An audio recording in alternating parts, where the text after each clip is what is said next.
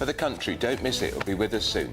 Yes, and breaking news, inflation falls to 3%, the lowest figure for a year, driven by lower fuel and food prices. Are you noticing it, though? Lib Dem MP Helen Morgan says more needs to be done, though.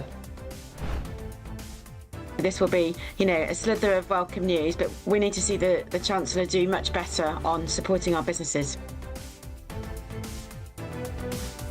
Airport allegations. Essex Police is assessing claims that Jeffrey Epstein flew traffic victims to Stansted Airport on his private jet.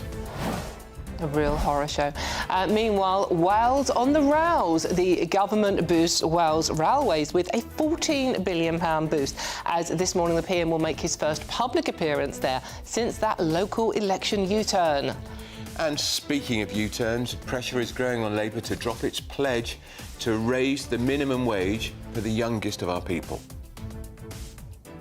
We are not visitors, we are belongers, and we be here to stay forever.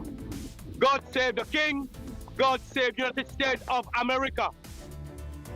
Chagosians fight back. Chagos Island natives move back to the island, but today America says it supports the UK's plan to hand the territory over to Mauritius. And this is a lovely story. World War II veteran Robbie Hall, who turned 103 years old this week. She flew a Spitfire aged 101, and now her friends have set her another daring challenge. My next ambition is to jump tandem out of a plane. I said, well, I might consider that.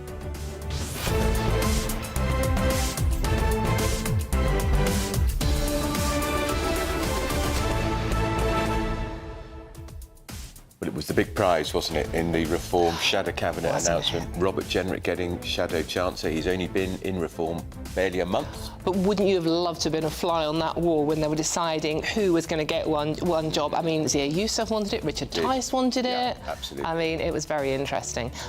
And saying it's his first big speech today. Yes. He's setting out his vision. We will be there at GBNews, of course, and there'll be questions afterwards. Yes, covering it live, so let us know what you think about that one. Indeed, let us know what you think about all the stories we are covering today. Really easy to get involved in the show. gbnews.com/your say, or scan the QR code thingy on your screen there. All of that coming up, but first it's the 60-second news update with Sam Francis.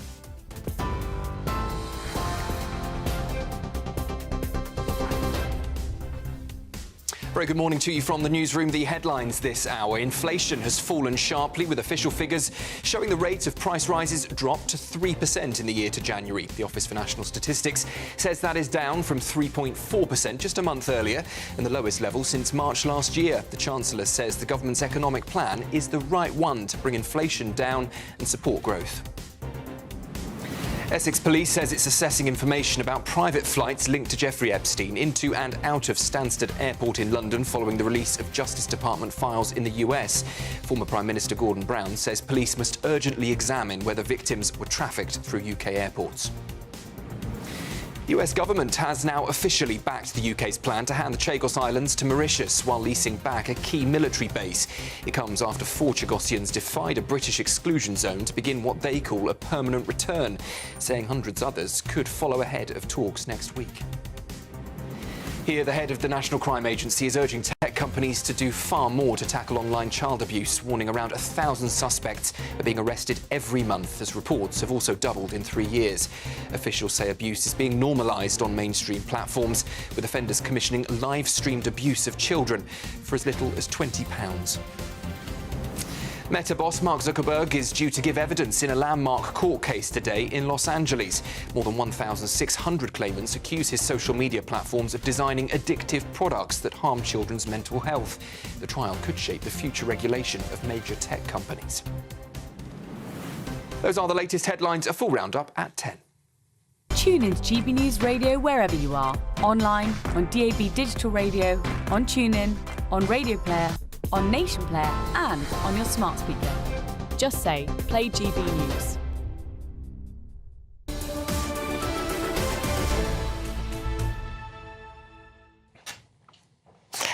Hello and welcome. This is Britain's Newsroom, live across the United Kingdom on GB News with him, Andrew Pearce, and me, Dawn Neeson, in for the lovely Miriam today. Good morning to you all. Well, it's a big day today. We had the Reform Shadow Cabinet announcement yesterday, 4 major appointments. We've got a significant speech today from Robert Jenrick, who's arguably got the plum post of Shadow Chancellor. Yeah, I'd just love to have been a fly on that wall. Yeah, I mean, who wants this job? Everybody, put their hands up. He was an immigration minister, he had the Shadow Justice... He was briefly in the Treasury, but it's a big, big job, and we know he's going to keep the Office of Budget Responsibility and protect the independence of the Bank of England. That much we already know. That much we do know, but it'd be very interesting. He's also taking questions as well. Yeah. Very interesting to see.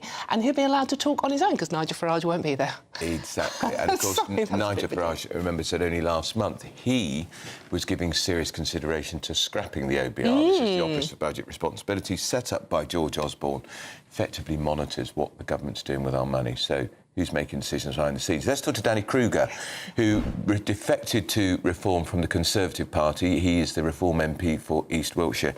Good morning, Mr Kruger. Now, help me out here. I thought you were in charge of policy.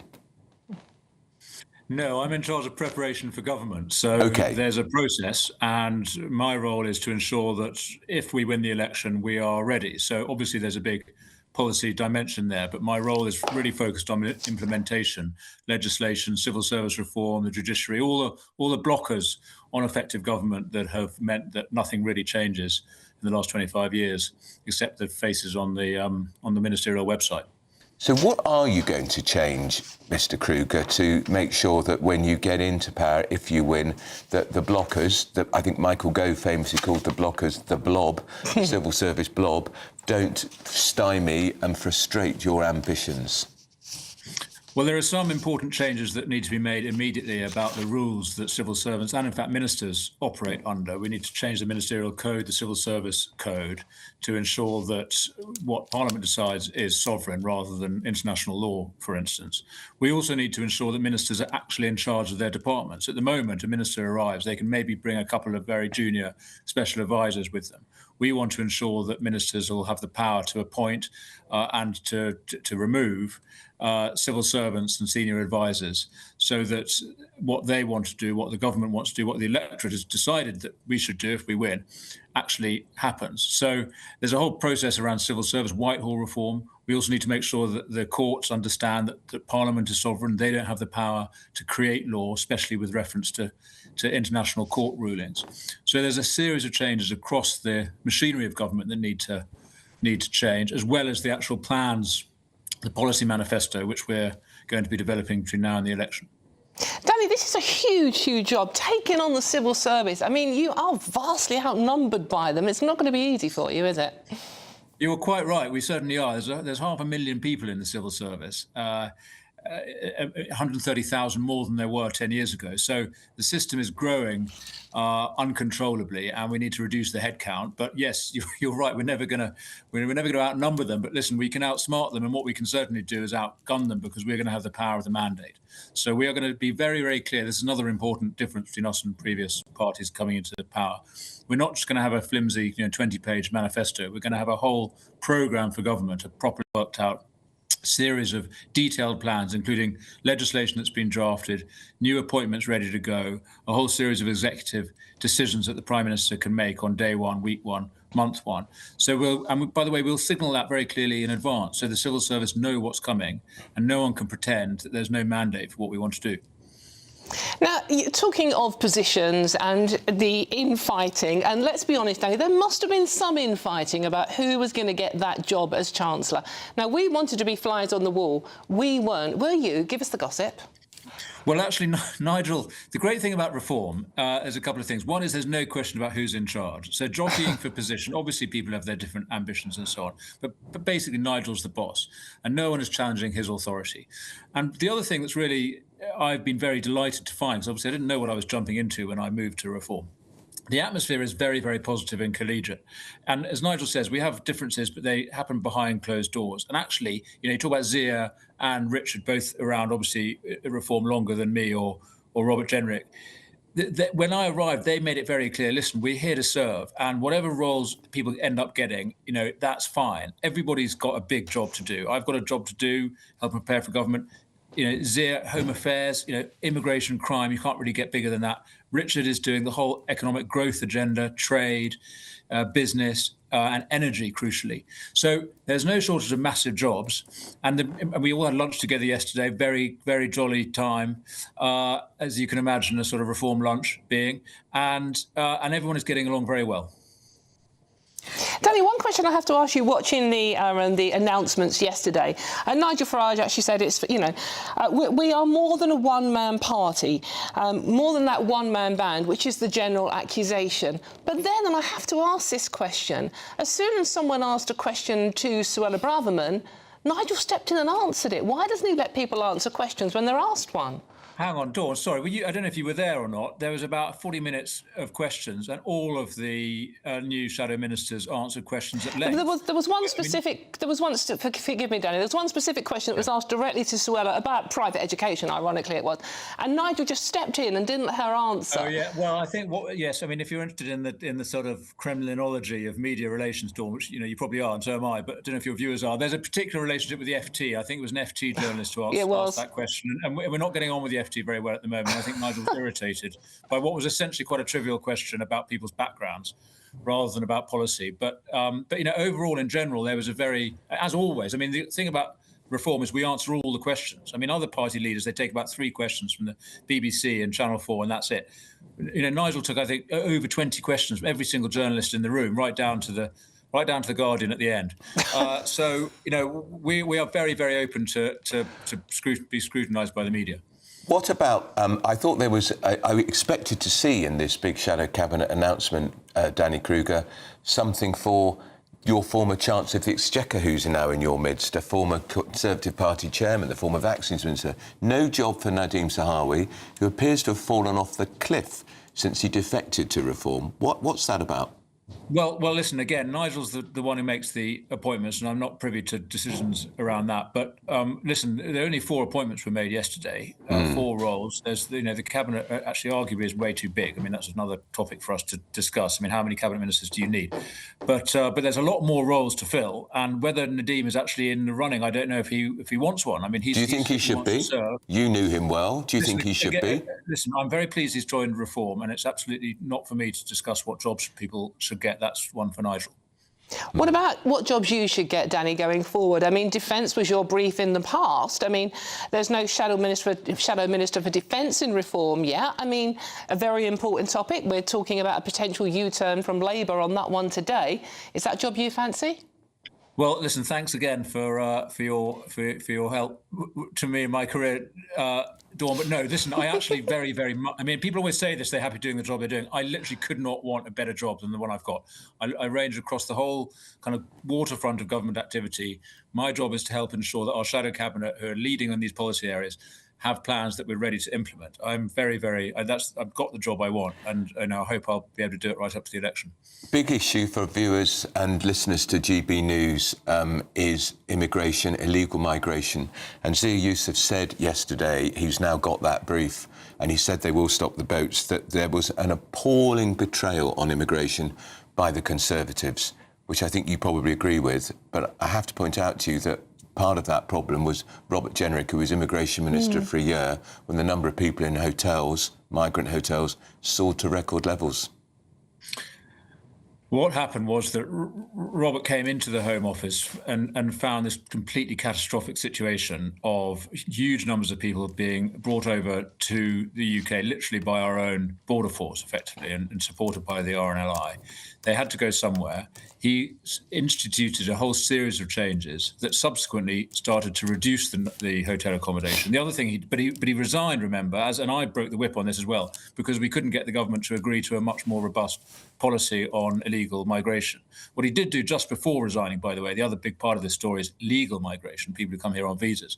He introduced a series of changes that have subsequently seen this number of legal migrants falling. Still not enough, obviously. So I think his record at the Home Office was very, very good. It wasn't long enough, and ultimately he didn't get the support from Rishi Sunak to introduce the changes that really would have stopped the boats. All right, Danny, that's Danny Kruger, who is the Reform MP for East Wiltshire, and his portfolio is to prepare them for government, which is a massive task, bearing in mind but most of them have had no experience of ever being in government. Well, exactly. Big task there. And if you want any more career advice, Danny, if you're still listening, I'm here for you, by the way. I thought that was being helpful. Agony Aunt Come Dawn. on, Agony Aunt Dawn. Auntie Dawn. Just get... She's the new Marge Proops. There couldn't be one. OK, still ahead. The Chancellor refuses to spend more on Britain's armed forces as military leaders plead for more investment. Up next, find out why Essex police are assessing information on Jeffrey Epstein's private jets flying to and from Stansted Airport. But first, here's this elusive holiday sun I know you're looking for. Good luck.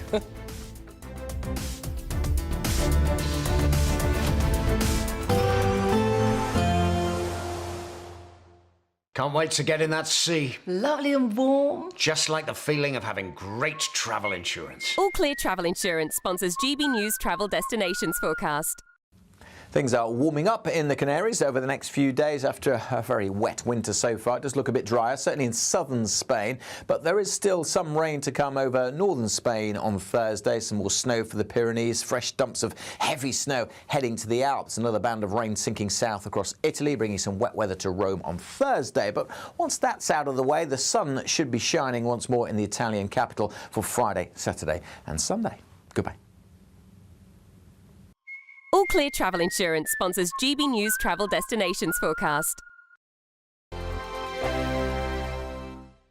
No matter the state it's in, this is our nation. Join me, Jacob Rees-Mogg, for a genuine, honest discussion on where we have been, where we are going, and where we are with the people who set the direction. Tune in to State of the Nation every Monday to Thursday, 8 to 9 o'clock. Only on GB News. This is GB News, Britain's news channel.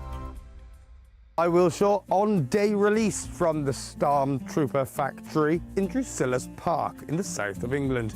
And can you guess who I'm here to see? No, it's not this old grey grizzly chap. In fact, regular viewers of the show will know that I am Britain's biggest beaver lover. And it turns out I'm not the only one. Yes, a new rewilding campaign has been launched, and up and down the country, people are coming out to support it. So I'm here to find out more.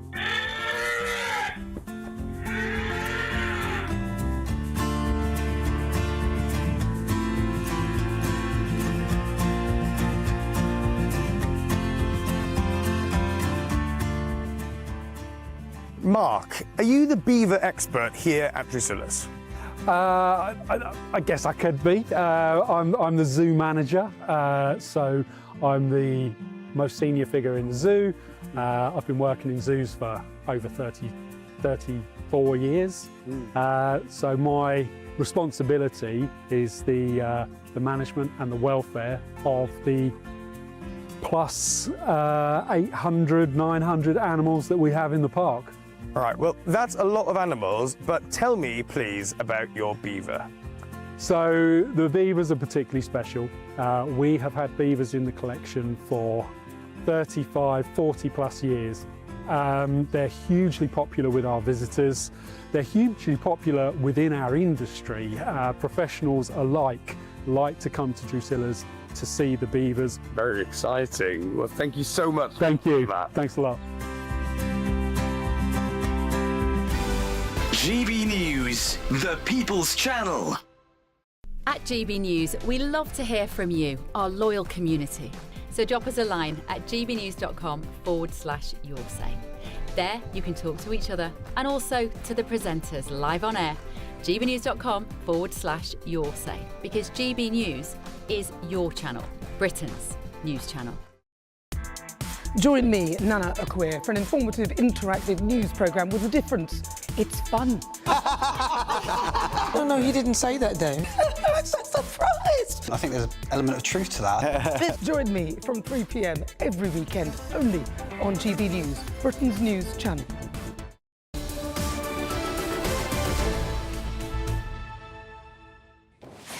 Good morning. It is 9:49 already. Time is flying, and this is Britain's When you're Newsroom enjoying on yourself. GB News. I'm enjoying myself with you, obviously, always. Essex police say it's assessing information about private flights linked to Epstein in and out of Stansted Airport after, of course, the release of these extraordinary files.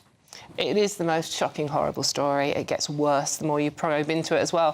Former Prime Minister Gordon Brown says police must urgently examine whether victims were trafficked through UK airports. Former Met Detective Superintendent Shabnam Chowdhury joins us now. Good morning to you, Shabnam. I mean, where to begin with the Epstein file? This now does look like it was regularly used to traffic women. We're not sure how old they were. How do the police pursue this investigation further? If the because is it true that every flight has a list of passengers on there, but it's going to be, if that's the case, needle in a haystack job for the police to find these women? Yeah, good morning to you both. I think the only sort of thing that I think is will make it slightly easier is that these victims and survivors most likely came through on private jets. So rather than using all the different various airlines and then trying to find a needle in a haystack, it might make it slightly easier because it narrows it down to those particular private jets. The fact is that the border police with immigration do a separate entry for those private jets. So they may have a separate list. But it certainly feels like there's a huge can of worms that is unfolding and opening up that I don't think they're ever going to be able to close the lid on this one. And of course, we don't know who these women were for.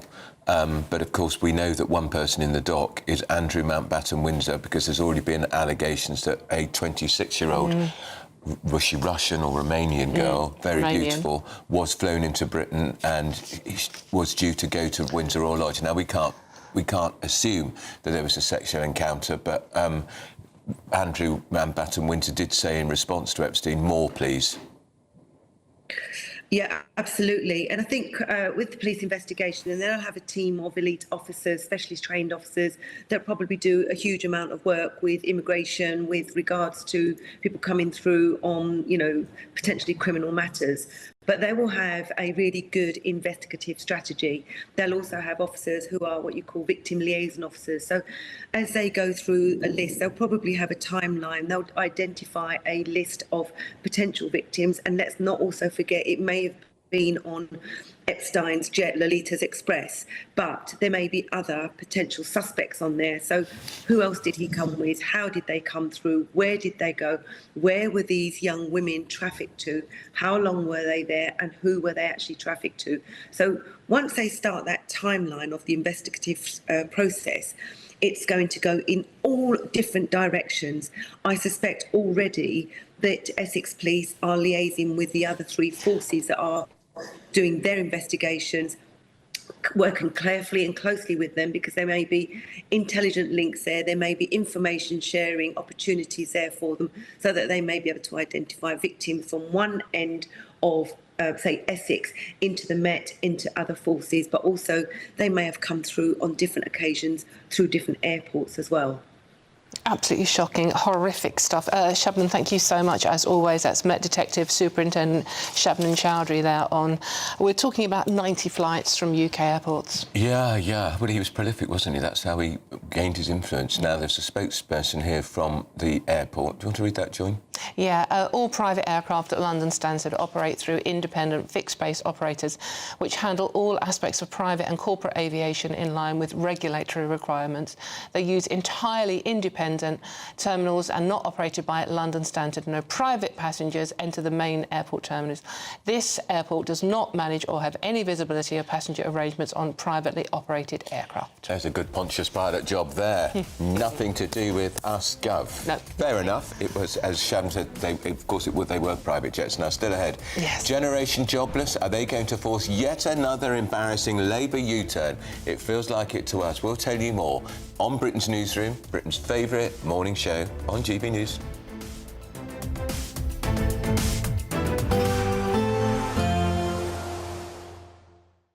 Expect warm spells with the odd rude interruption. Boxed Boilers sponsors the weather on GB News. Morning, welcome to your latest weather update from the Met Office here on GB News. Bit of a north-south split with the weather today, much of the north dry and bright, but in the south, Cloudy and wet. Rain for many, but there is the potential for some snow, particularly over Wales and the Midlands later on. A bit of snow falling over the hills here at the moment and over the hills of Northern Ireland, where it's also a soggy start. The rain a bit more patchy in the south, but it is going to be heavy when it does come along, and because it's been so wet, there could be further disruption. So we do have a Met Office yellow warning in place. And then as it hits the colder air, some snow falling over parts of Wales and the Midlands later this afternoon. Much of northern Britain, as I said, dry and bright, but most places feeling cold. 4 or 5, the top temperature for most of us. Through this evening then, that rain may well intensify. Some strong and gusty winds, pretty grim evening rush hour across southern counties of England. But it will chiefly be rain that we see here. Across the Midlands and Wales, a chance of some snow. Now, most of it will be over the hills. Chance of it settling at lower levels pretty slim, but again, not very pleasant to drive through for this evening's rush hour. Still quite wet at this stage across Northern Ireland. Most of Scotland having a dry day. There'll be some sunshine here and staying fine into the evening, but that wind quite noticeable and quite cold coming in from the North Sea. We've got this wet weather then over central areas, still falling as some snow, perhaps into parts of northern England, but particularly the Midlands and Wales. We could see some disruption from that. As I said, most of it over the hills, not everywhere in that warning area is going to wake up to a covering of snow, but could also turn quite icy as temperatures tumble down, certainly close to, if not a touch below freezing. Into Thursday, and we're left with a legacy of wet weather over eastern parts of England. Some uncertainty about when this will clear tomorrow. It could be quite a dull, damp, cold day over the East Midlands, East Anglia and the South East. But by this stage, chiefly it will be rain that we're seeing. Some rain coming into the northwest through tomorrow as well. But many other areas will be dry and bright. Still on the chilly side, though, 5s and 6s. It is going to turn milder as we go into the weekend. Expect warm spells with the odd rude interruption. Boxed Boilers sponsors the weather on GB News.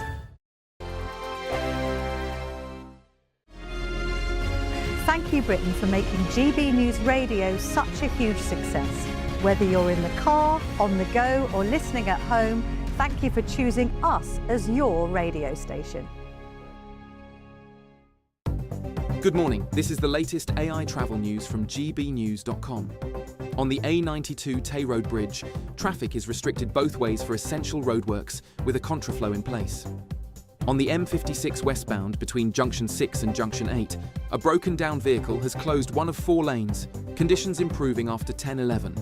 On the M4 westbound between Junction 7 and Junction 8, a multiple vehicle incident has shut 2 of 4 lanes, delaying traffic about 30 minutes until after 10:53. And on the trains, Cross Country has reduced service between Stockport and Bournemouth, and Gatwick Express reports disruption between Brighton and Haywards Heath. For more travel news, go to gbnews.com.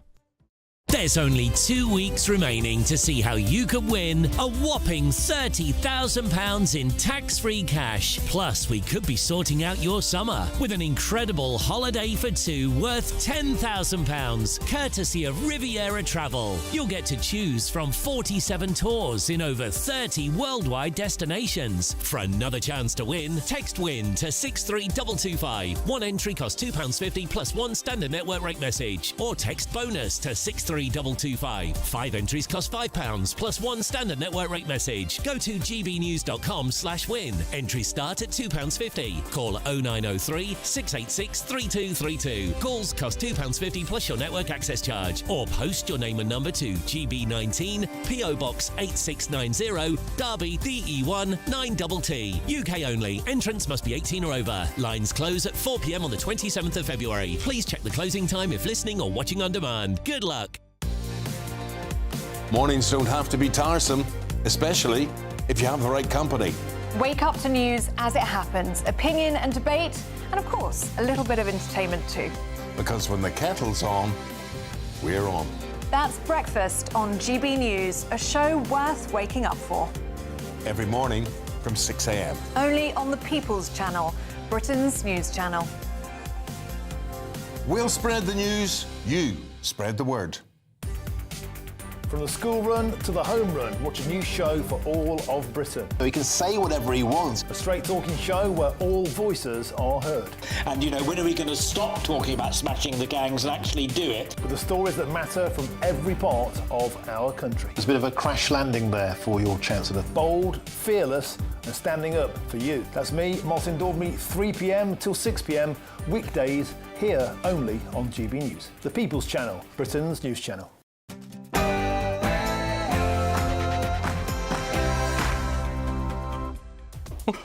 Good morning. It is nearly 10 o'clock on Wednesday, the 18th of February. Live across the United Kingdom, this is Britain's Newsroom with Andrew Pierce and me, Dylan Leeson.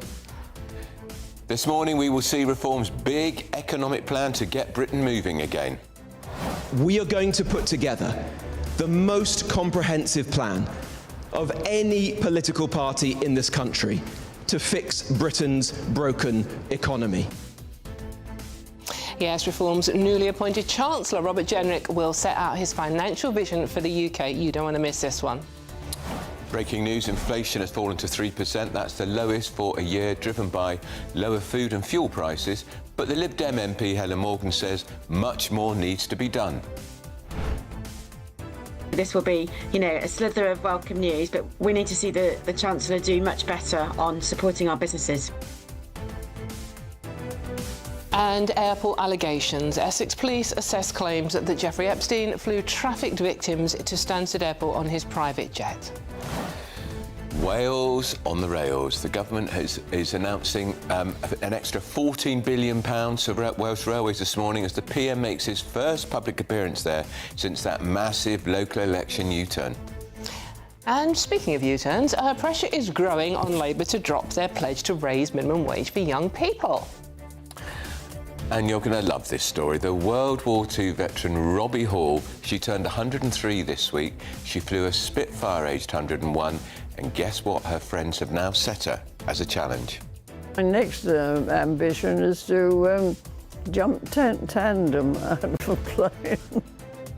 I said, well, I might consider that.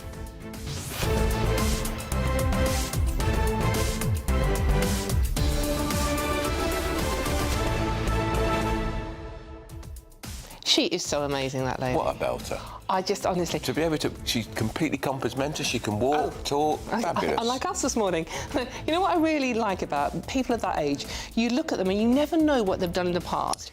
You just... it's just an older person. That everyone's got a story. I know. And it really is worth talking to them, and her story is amazing. But that generation who lived through the war, they were made of grit. They really were. They don't make them like that anymore, do they? They don't.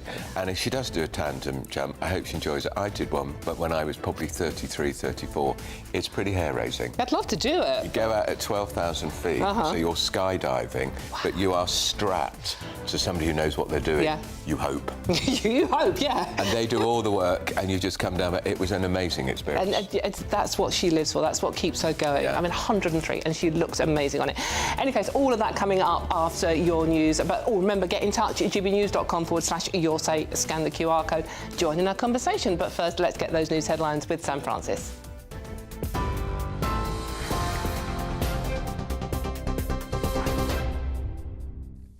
Dawn, Andrew, thank you very much. Good morning to you. Just after 10 o'clock, the top story. Police are assessing claims that Jeffrey Epstein trafficked victims through Stansted Airport following the release of newly published files. An investigation found nearly 90 flights linked to the convicted sex offender travelled through UK airports between the early 90s and 2018, with some women saying they were abused. Former Prime Minister Gordon Brown has urged police to urgently re-examine the allegations, while the National Police Chiefs Council says forces are reviewing new information. Essex Police say they are assessing the materials, but it does not necessarily mean that a full investigation will follow.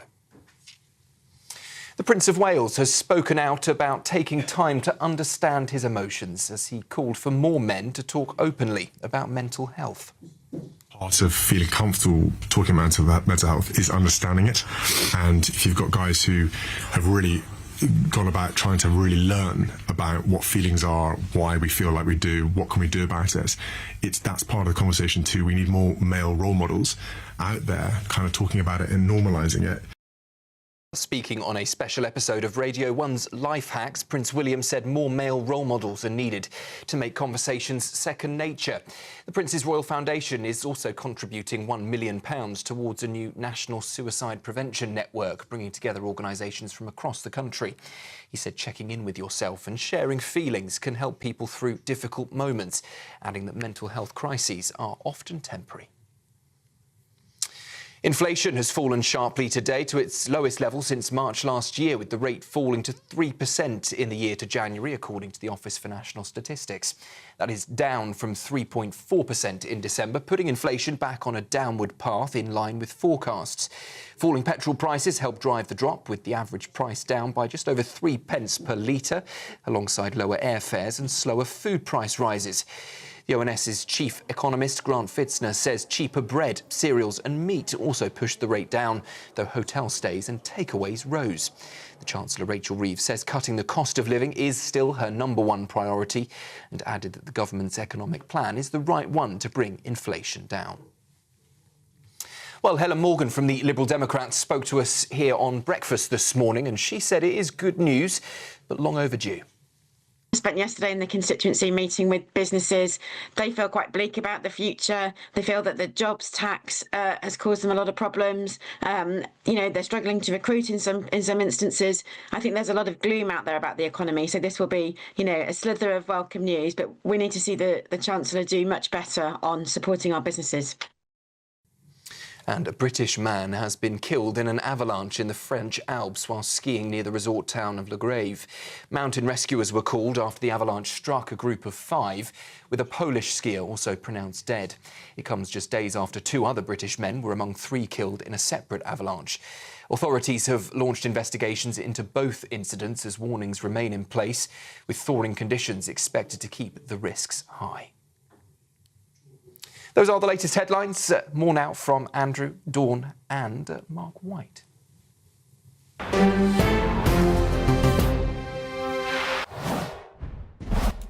We have some very important breaking news from the Chagos Islands. Mark White is here. Mark. Well, this is the island, one of the islands in the atoll, the Combe atoll, which was one of the atolls that a group of Chagosians landed on this week to reclaim that territory, to pile pressure, of course, on the British government.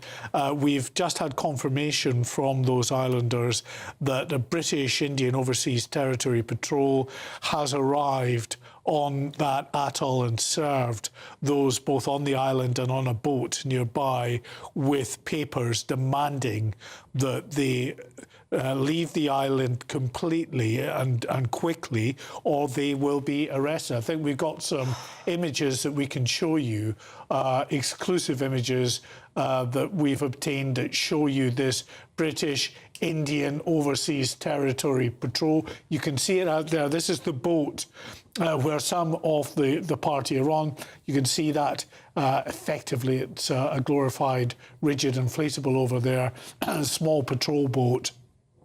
But it was there, circled around that area before landing personnel, both on the boat where they're filming these images from, but also they landed on the island itself. Now, there are 5 people on this atoll, 4 Chagosians and the former MP Adam Holloway, and there are 4 others on board the boat. All have been served with these papers. What have they done wrong?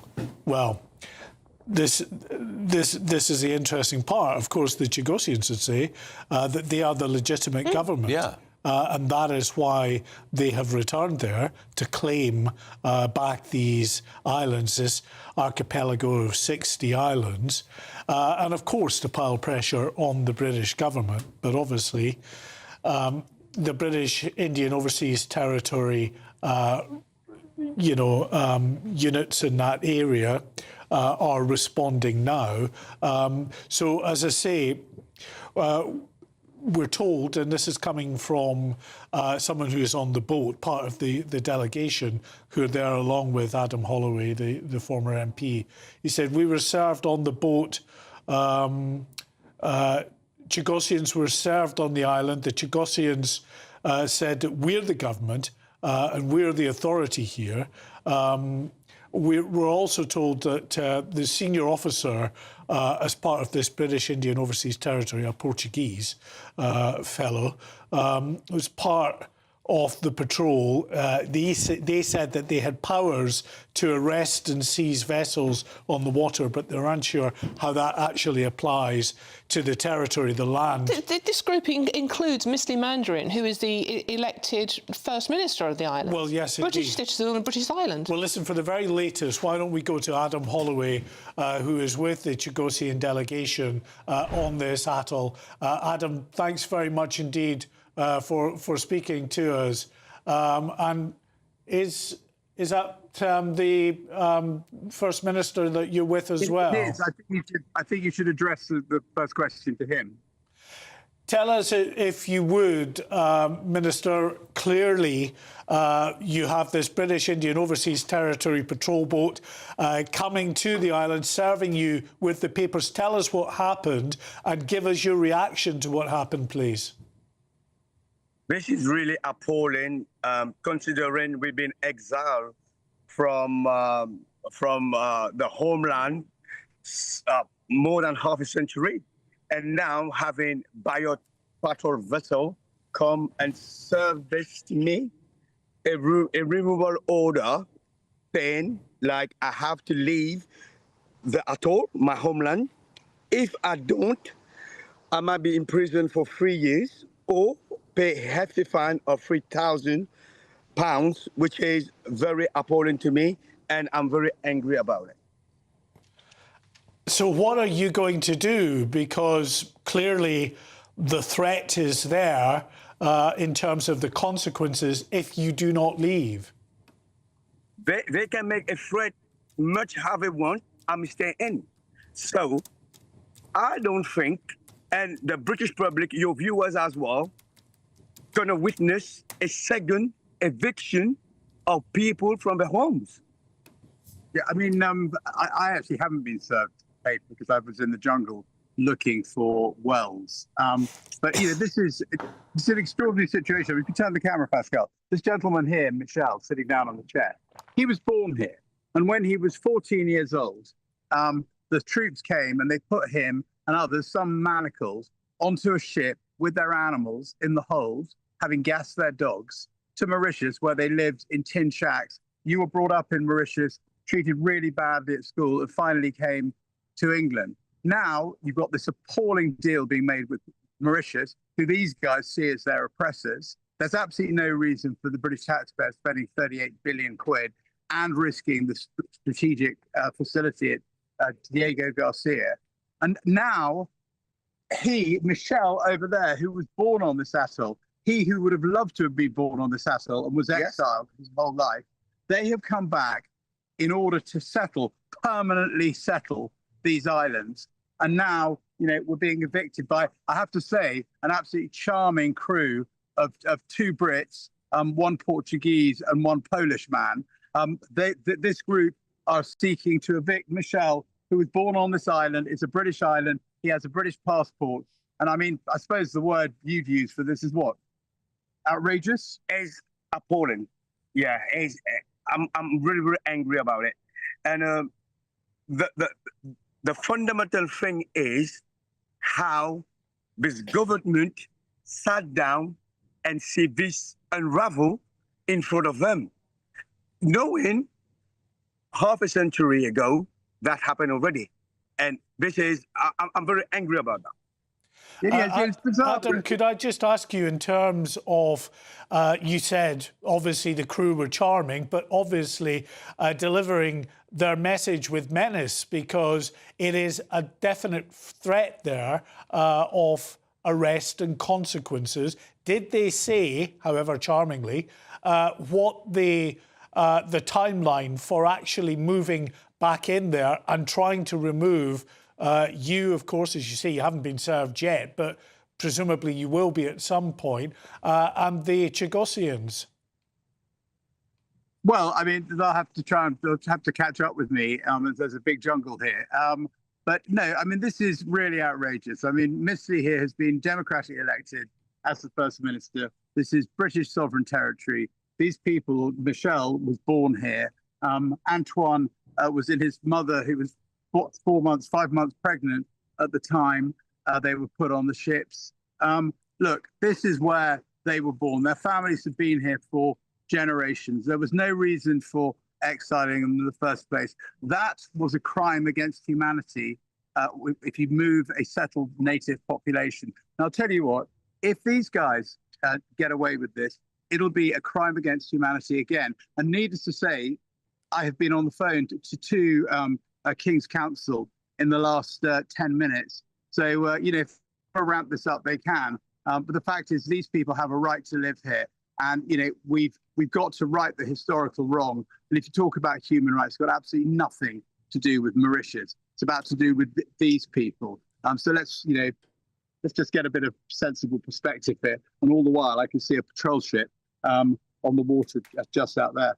Well, that's what we're concerned about. Obviously, here on GB News, we've been following your plight, the plight of the First Minister and his three fellow Chagosians, yourself, Adam, and your crew on the boat offshore.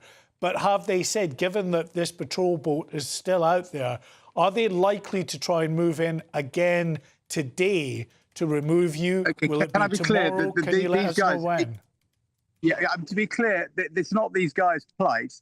I mean, they are exhausted from a very, very long journey to get here over the Indian Ocean, but they're extremely happy.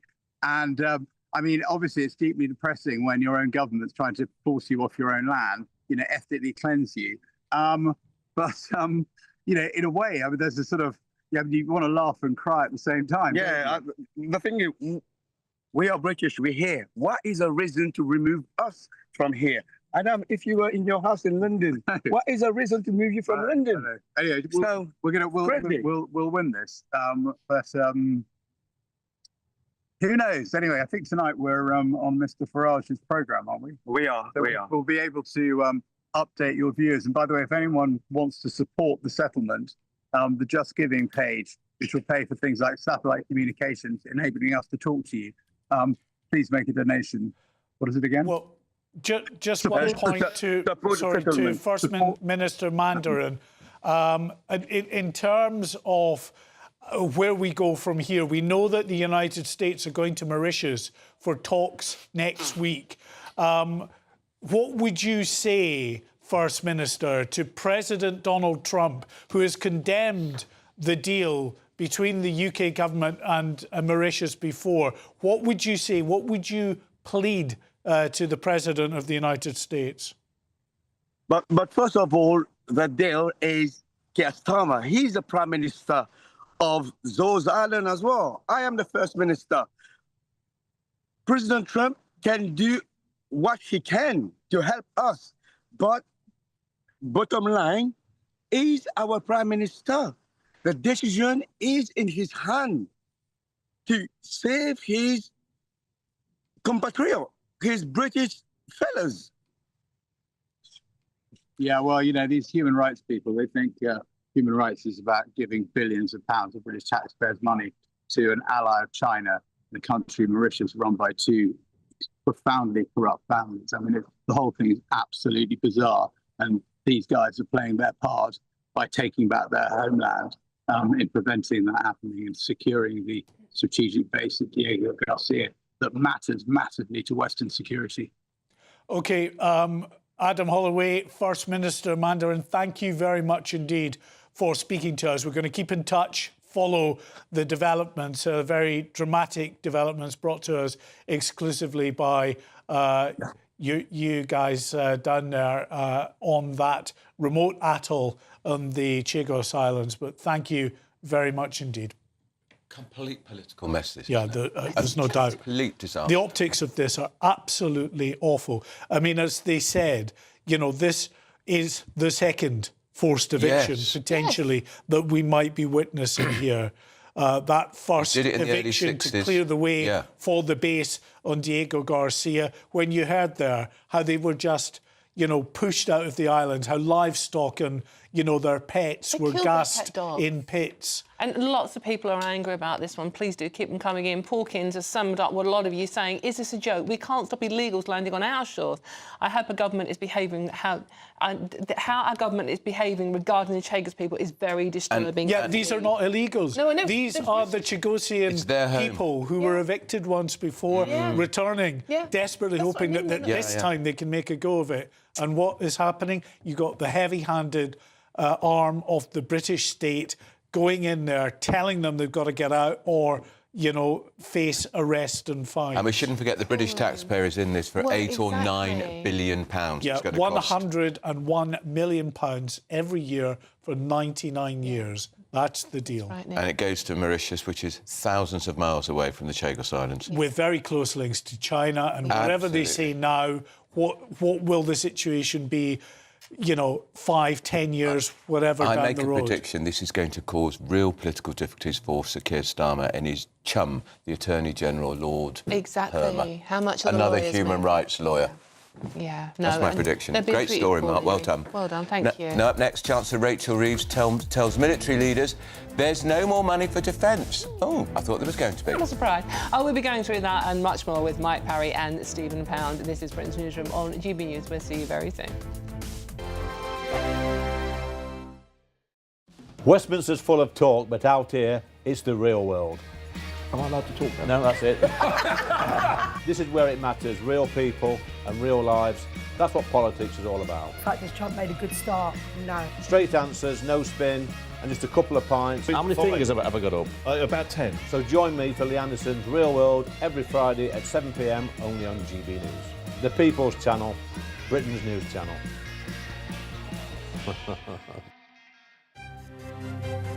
GB News Breakfast, every day from 6 a.m. So we're giving them artificial intelligence. What they need at this stage in their lives is real human connections. They need conversations, they need interactions, they need real world experiences. They need to develop their cognitive skills before they can even understand, and their verbal skills, before they can even understand the concept of virtual reality. What is this thing that we've created? And Dawn, you know how it is with ChatGPT. It's very empathetic. It's very supportive. It reinforces you. It doesn't disagree with you. It doesn't break up with you. It doesn't tell you you're wrong. So children and young people are not experiencing those kind of difficult situations. Is it any wonder they're depressed, they're lonely, they're anxious, and they're getting obese? Lewis, I'll pass it over to you. Is there a positive case to be made for artificial intelligence here? Maybe we look at our biggest competitors like America and China. Will we be putting our kids behind in the race for technology as AI is not going anywhere, is it? Let's be real. 100%. I mean, I think that, look, everything Emma says is right. No one's saying, right, let's get rid of teachers and human interaction and just give them a chatbot. It is just a tool. And if we ban it, we are missing a huge opportunity to really level up kids everywhere. We still have children unable to read and write leaving schools. AI could understand how people are actually learning. It could clock, actually, you know what, I'm not going to show you this as a text because you're a visual learner. I'm going to show you this as a video. Actually, I'm going to give you tailored homework based on the things you haven't actually taken in. It can support teachers and flag that there are issues that need to be looked at, that actually they're really struggling with this or that. There is such potential that we could actually, for education to the individual child, that I think that we would be mad to give that up. GB News, the People's Channel. You want to know what's really going on in the corridors of power? Labour don't know what to do with you half the time, and that makes you quite lethal in the chamber. Get behind the headlines with Chopper's political podcast. Join me, Christopher Hope, as I sit down with the great and the good of British politics. We'll see where this ruling takes us. These are the stories shaping our nation. Chopper's political podcast, available now on all platforms. Listen in and stay ahead.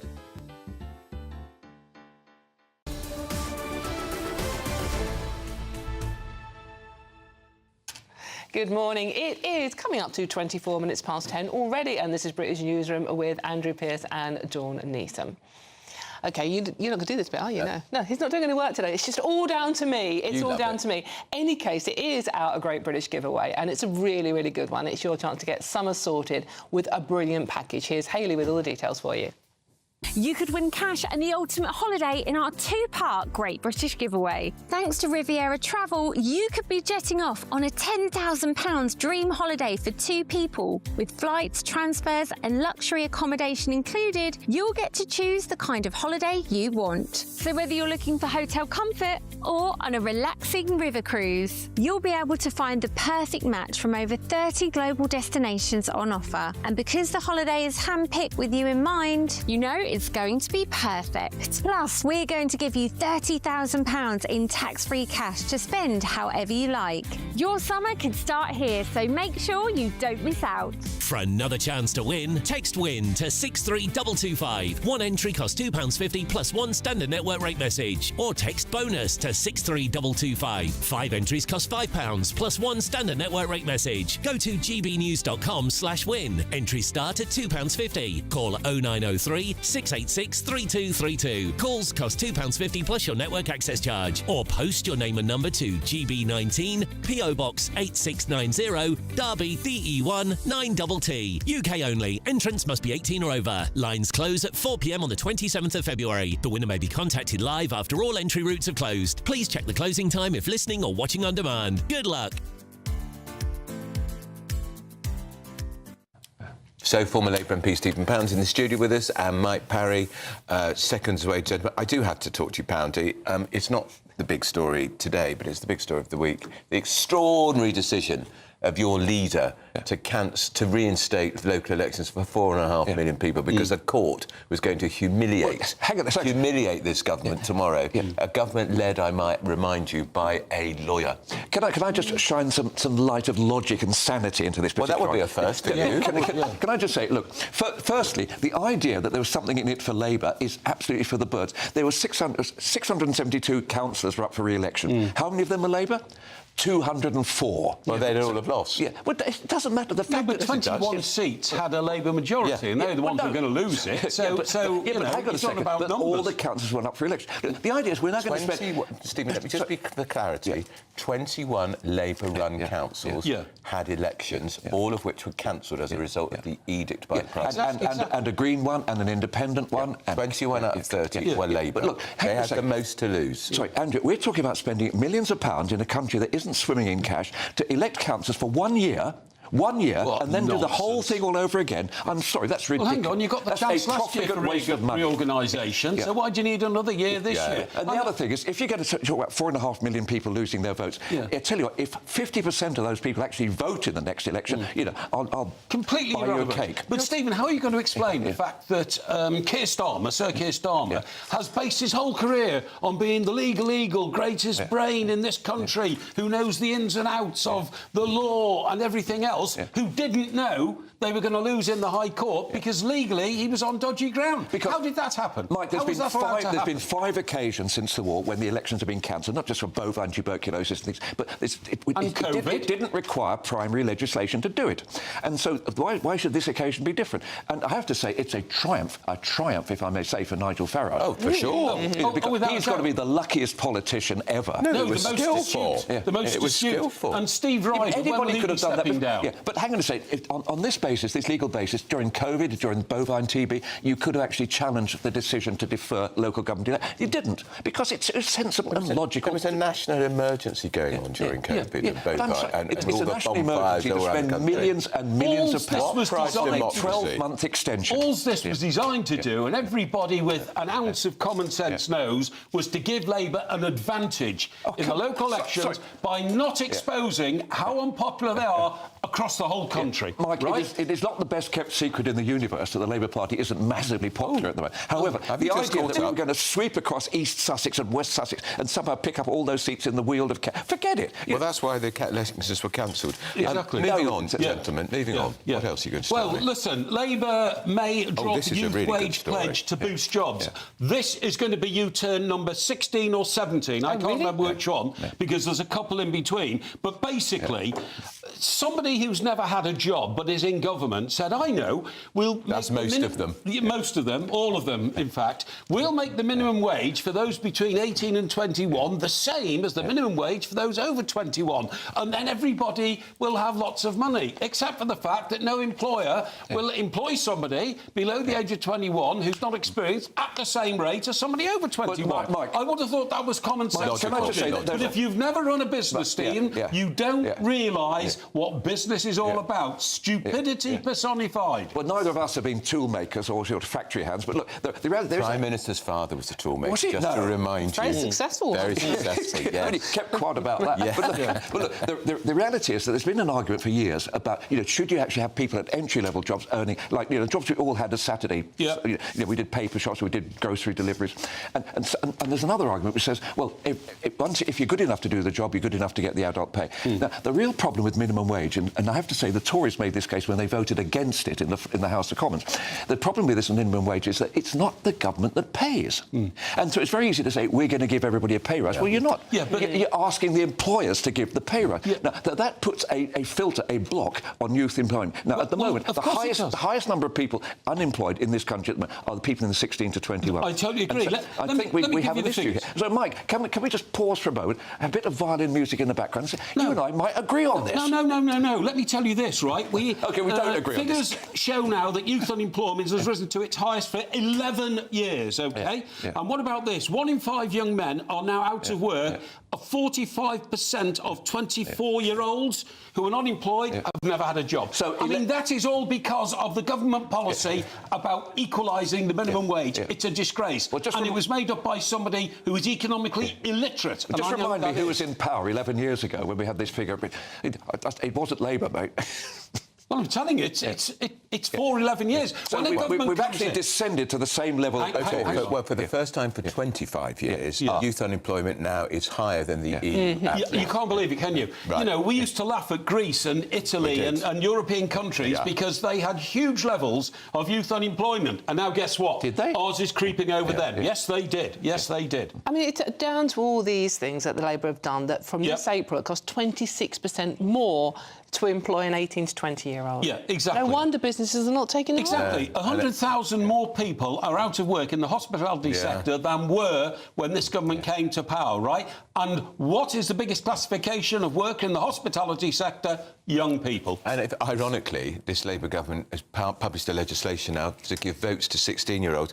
They ain't going to vote for your lot, mate. I'd be rather surprised if that actually does go through, this votes for 16-year-olds. I mean, there's a huge argument against it anyway. And to be honest, most 16-year-olds I know, the last thing they want to do is to go down the polling they won't. Why are you against it, Stephen, by the way? Because I think when you're 16, you've got more important things on your mind than that. And the other thing, logically, if you go from 21 to 18, then you go from 18 to 16, then 14... when's the fetus going to get the vote? It's ridiculous. Do you think Starmer went along with it because he thought young people would flock to vote Labour? Well, this is... I think they will vote for an insurgent, Andrew, reform or Greens. You know more about politics than most people. This was the argument in Scotland when they did reduce it. Guess what? They didn't vote Labour. They didn't, no. But I mean, they're so stupid because what you've just said is, will young people vote for Labour because they'll give them more money when they get a job? But young people are bright enough to work out there won't be any jobs if you make the cost of labour too expensive. And by the way, the equalisation was huge. So it used to be £12.21 over 21 and £10 under 21. Equalising that up to £12.21. That's a 20% increase. The minimum wage was actually a very, very good deal. So we copied what they did in America with the statutory minimum wage. But the thing was, it was a graduated one, and it made more sense to pay 16, 17 and 18-year-olds less than 21-year-olds. But on the other hand, you can imagine somebody say, oh, well, if they can do the job as an adult. But I'm sorry, you've got to have a little bit of reality. You're almost agreeing, you two. Well, 16.3% increase it's a terrible in the minimum wage for those under 21. I'm sorry, it's the national insurance business is really... 16.3%. The national insurance business is what your government did. I know. They bunged up national insurance. That's not the sole said almost reason. in parenthesis. Right, seconds out, gentlemen. Shush. Outside. Right, outside now. Stephen might be back next time, and I want you to do the story about how our GPs know exactly how much we're drinking. Oh, exactly. Sorry, on the first day of Lent, you're asking me about alcohol? alcohol. I'm looking forward to that story. Yes, that's today. Yeah, I know. Yeah, I know. Have you been to Mass yet? Of course I have. I'm going at 8 o'clock this morning. Yeah. But every year since I was 12, I've given up alcohol for Lent. Very good. Okay, well, I'm not giving up. Every year since I've known Stephen, he's Lent. never bought a drink in the bar. He always expects somebody else to do it. Should we get some sanity into this? You can accuse me of many things, but not that. Should we get some sanity in this programme? In after you. See you later. Let's get the news update with Sam Francis.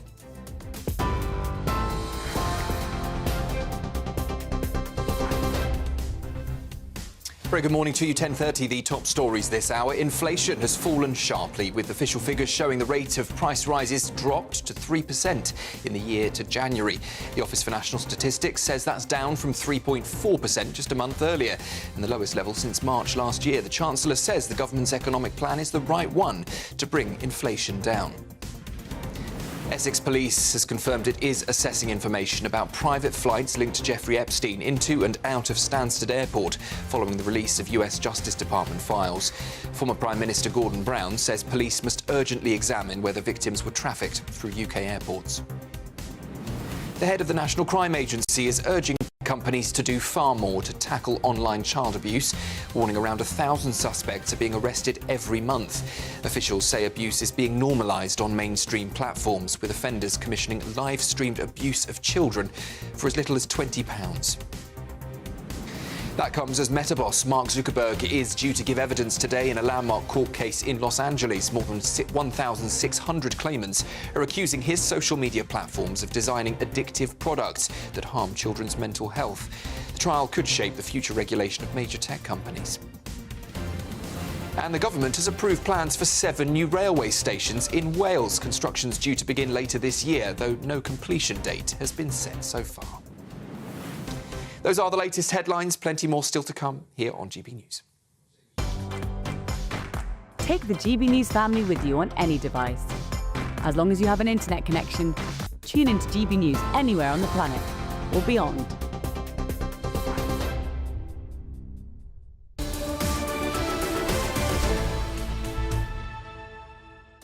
Still ahead, don't forget, it's Ash Wednesday. It's the day of 40 days of abstinence, or 43 days of abstinence if you want to take it the whole way. So no more alcohol for me. Yes, OK. Don't go anywhere, because we're going to hear from the Prime Minister. Where is he? He's in Wales, yes, and he's speaking for the... Yeah. I know, he's gone to Wales, yeah. Possibly. Where he's not very popular. Well, he's not very popular. They're third in the polls, and he's possibly gone by train, because that's what it's talking about. But it's the first time since those U-turns. This is Britain's Newsroom on GB News.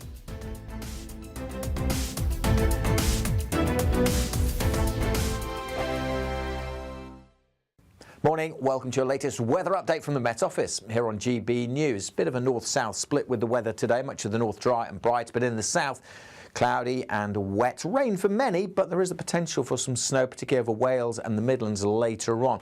Bit of snow falling over the hills here at the moment and over the hills of Northern Ireland, where it's also a soggy start. The rain a bit more patchy in the south, but it is going to be heavy when it does come along, and because it's been so wet, there could be further disruption. So we do have a Met Office yellow warning in place. And then as it hits the colder air, some snow falling over parts of Wales and the Midlands later this afternoon. Much of northern Britain, as I said, dry and bright, but most places feeling cold. 4 or 5, the top temperature for most of us. Through this evening then, that rain may well intensify. Some strong and gusty winds, pretty grim evening rush hour across southern counties of England. But it will chiefly be rain that we see here. Across the Midlands and Wales, a chance of some snow. Now, most of it will be over the hills. Chance of it settling at lower levels pretty slim, but again, not very pleasant to drive through for this evening's rush hour. Still quite wet at this stage across Northern Ireland. Most of Scotland having a dry day. There'll be some sunshine here and staying fine into the evening, but that wind quite noticeable and quite cold coming in from the North Sea.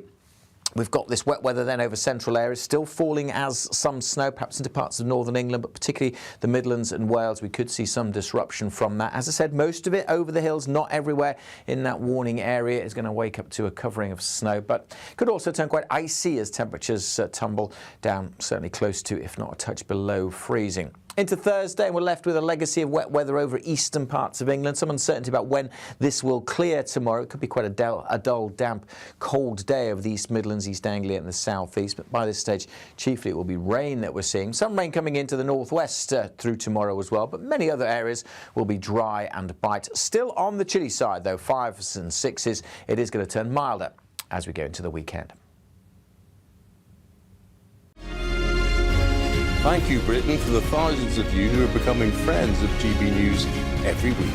You're not only watching and listening to our programmes, you're becoming part of them too. Good morning. This is the latest AI travel news from GBnews.com. The A92 Tay Road Bridge has restrictions both ways for essential roadworks with a contraflow in place. On the M6 southbound between junction 26 and 25, a broken down vehicle has closed one lane, with normal conditions expected after midday. In Leicester, the A46 southbound is shut after a crash, clearing around 12:15. On the M4 westbound between junction 7 and 8, a collision has two lanes closed until after 11:25. And on the trains, Cross Country has disruption on multiple routes, and Gatwick Express has issues between Brighton and Haywards Heath. For more travel news, go to gbnews.com.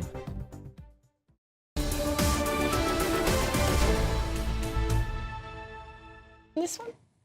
Good morning. It is all coming up to 22:11, and this is Britain's Newsroom. Now, it may sound familiar, that's because it is, but Welsh Railways are set to get a major boost from the government, costing £14 billion. It's a classic government approach. You announce it in the summer, you re-announce it. This was a sort of... I remember hearing this in June. Yeah, all governments do this. OK. Yeah, the Prime Minister is expected to endorse a pipeline of rail improvements as part of a plan to modernise transport in Wales.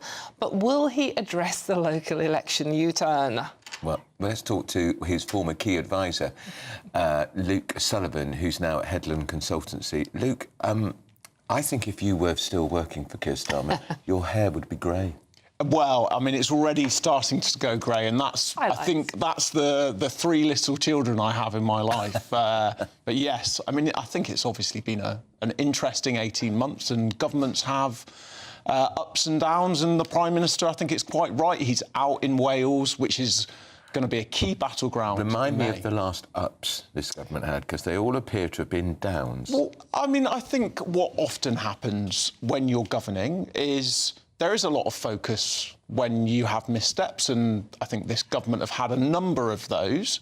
But look, I think today you would say the government would point to the inflation figures. Yes, it's still at 3%. That's a good sign. I think the government will be hoping that the Bank of England, either this month or before May, announce another interest rate cut. There are some signs of the long-term plan this government is trying to put in place working, but it is obviously been very difficult for the British public. Look, when you say missteps, I mean, turfing, 45% of young men onto the scrap heap of employment, I mean, it's more than a misstep. They're going to have to go back on that one, aren't they?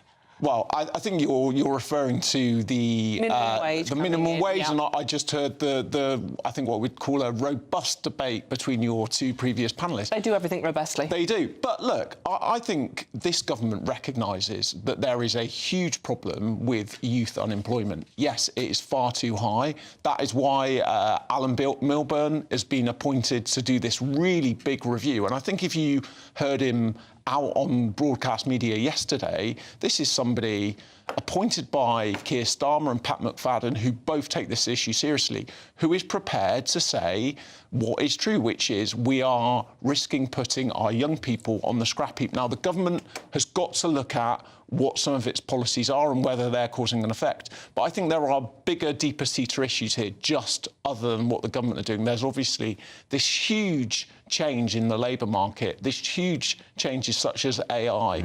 And look, as somebody who did a number of really, entry-level jobs when they first came in to the labour market, I think I understand how important work is. This Labour Party does. It's the Labour Party, and there is a danger, as Alan Milburn said yesterday, that our young people are being consigned to benefits, and that is just morally and wrong for everybody in this country. Just to remind people, Alan Milburn was a key part of Blair's cabinet, but it is the numbers of young people between 16 to 25 who are unemployed and on benefits, Luke, that is frankly horrifying. Yeah, look, there's absolutely no denying denying that, and this government gets it. I think it's absolutely right to challenge them, and there's some briefing today that the government is going to look at the pace and change of some of its policies, particularly in the area of the equalising of the national minimum wage. The government has also got this £1.5 billion youth job guarantee that they're announcing, which they've already announced, which comes online in April.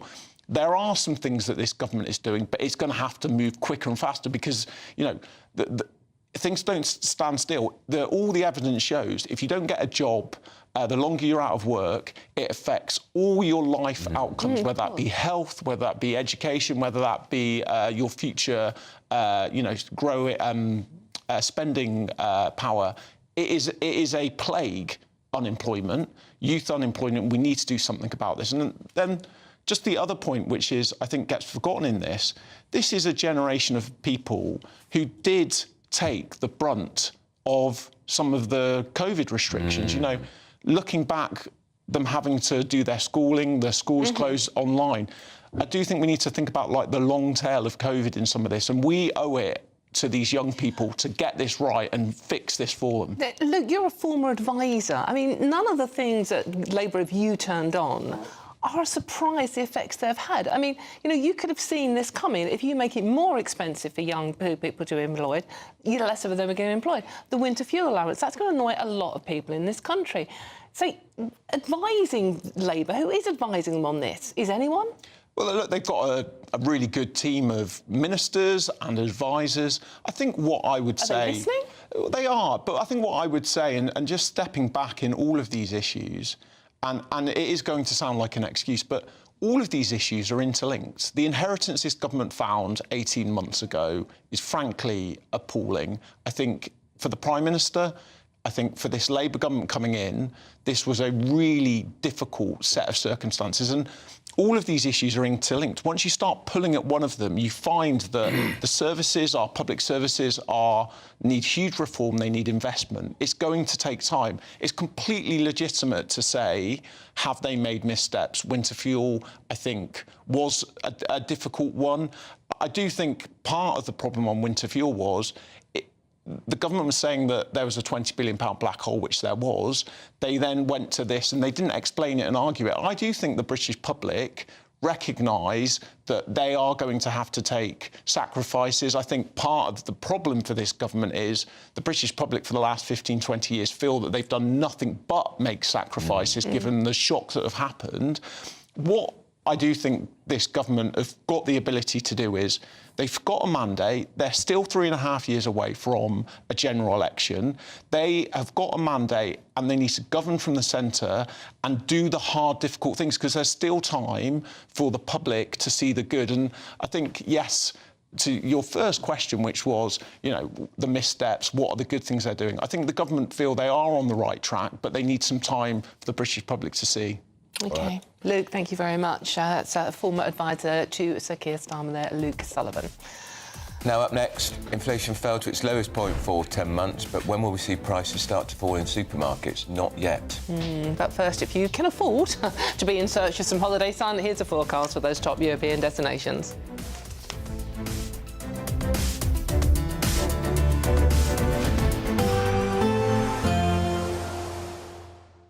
I forecast a perfect holiday in the sun. Weather looking good then? For sure, and no worries about our travel insurance. All Clear Travel Insurance sponsors GB News Travel Destinations Forecast.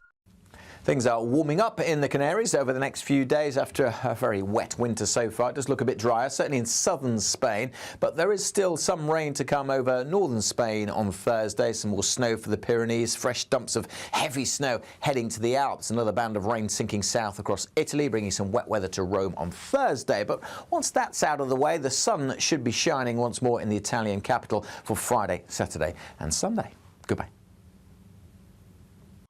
All Clear Travel Insurance sponsors GB News Travel Destinations Forecast.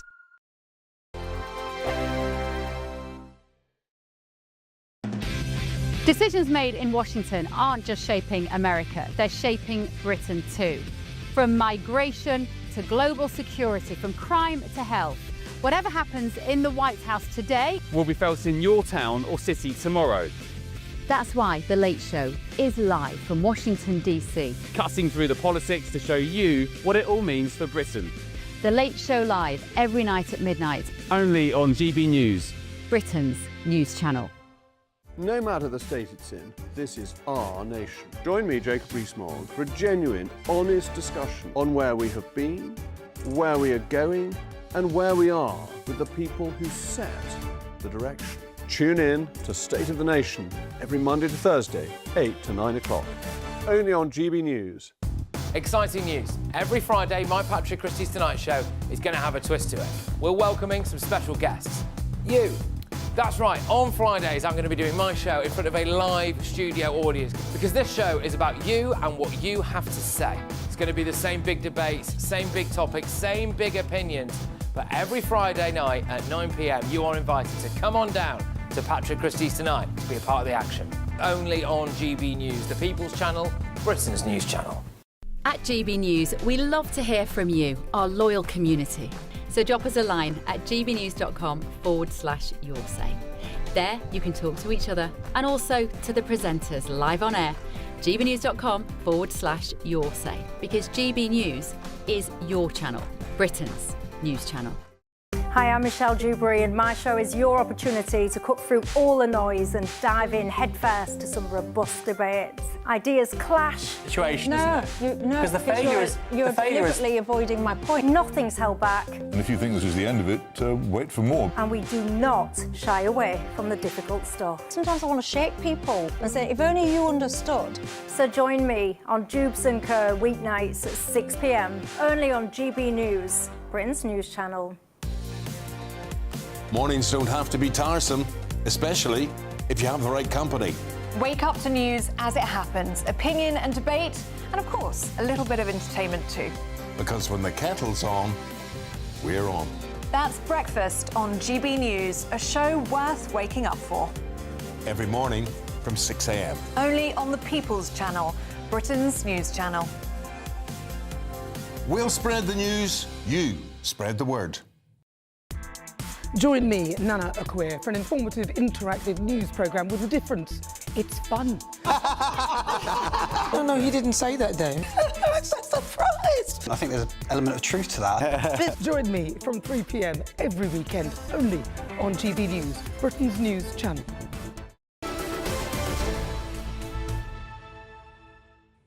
Good morning. It is 10 to 11 already, and this is Britain's Newsroom on GB News. Well, inflation's fallen to its lowest level in 10 months. This is the Chancellor, Rachel Reeves. Good news today on inflation, down to 3%. But why, despite measures in your budget, is it so much higher than your 2% target? So inflation has fallen this month to 3% from 3.4% where it was previously. The budget measures that I took in November will come into effect in the next couple of months, and that will see £150 off of people's energy bills, prescription charges frozen for the second year in a row, and rail fares frozen. So that will take more money off of people's bills, and that will see further reductions in inflation. The Bank of England and the Office of Budget Responsibility are expecting inflation to return to the 2% target within the next few months. On other issues, do you accept there's a youth unemployment crisis? 16% of 16 to 24-year-olds looking for work can't get a job. Are you sticking to your plans to increase the minimum wage for 18 to 20-year-olds as you had planned in your manifesto?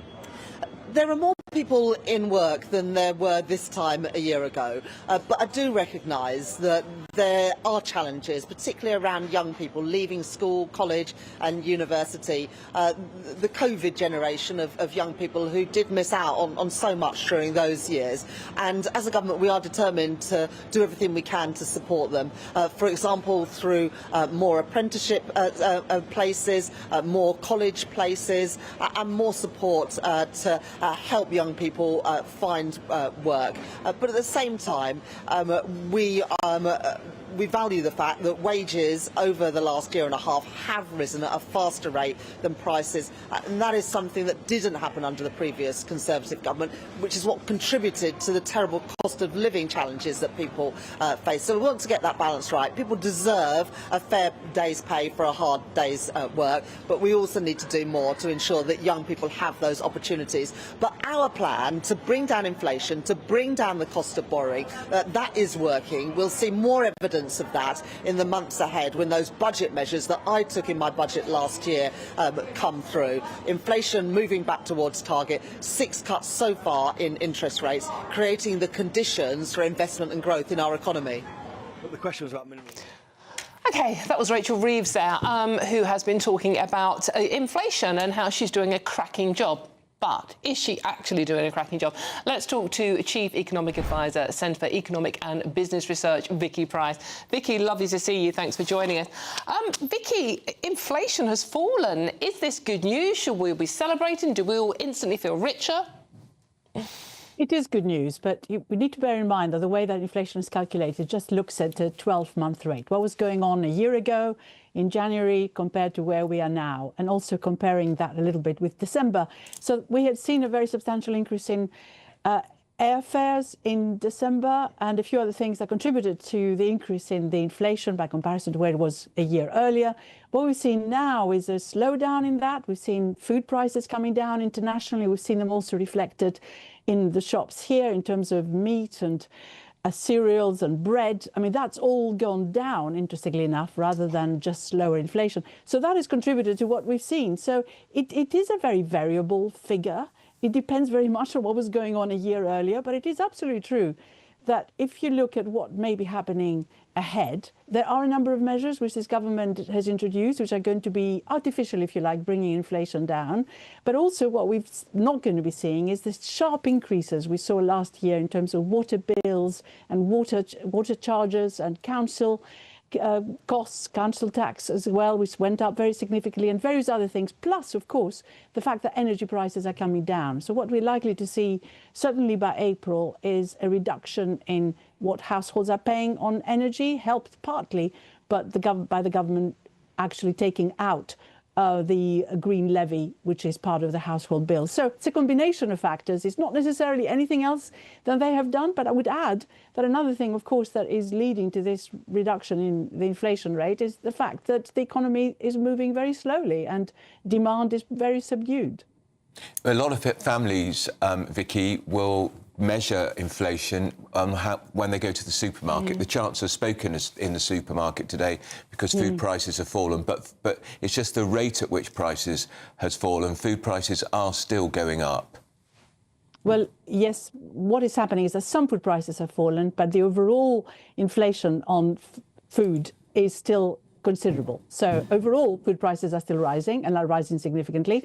And they have, if you compare that with where we were a year ago, where we were 2 years ago, the average household is paying an awful lot more than they did before. And they can see that in the way in which prices vary, but from week to week, really. And that is very frustrating. And the worrying thing is that, of course, the lower down the income scale you are, the more of your income goes to pay for energy and for food. So they are the people who are affected. Good news on the energy front, but on the food front it isn't. And loads of people, of course, are still suffering from relative poverty, and children are still in poverty. Vicky, unfortunately, we've run out of time. Thank you so much for joining us today. But don't go anywhere, because this is Britain's Newsroom, and we've got Robert Jenrick coming up next, and you don't want to miss this one.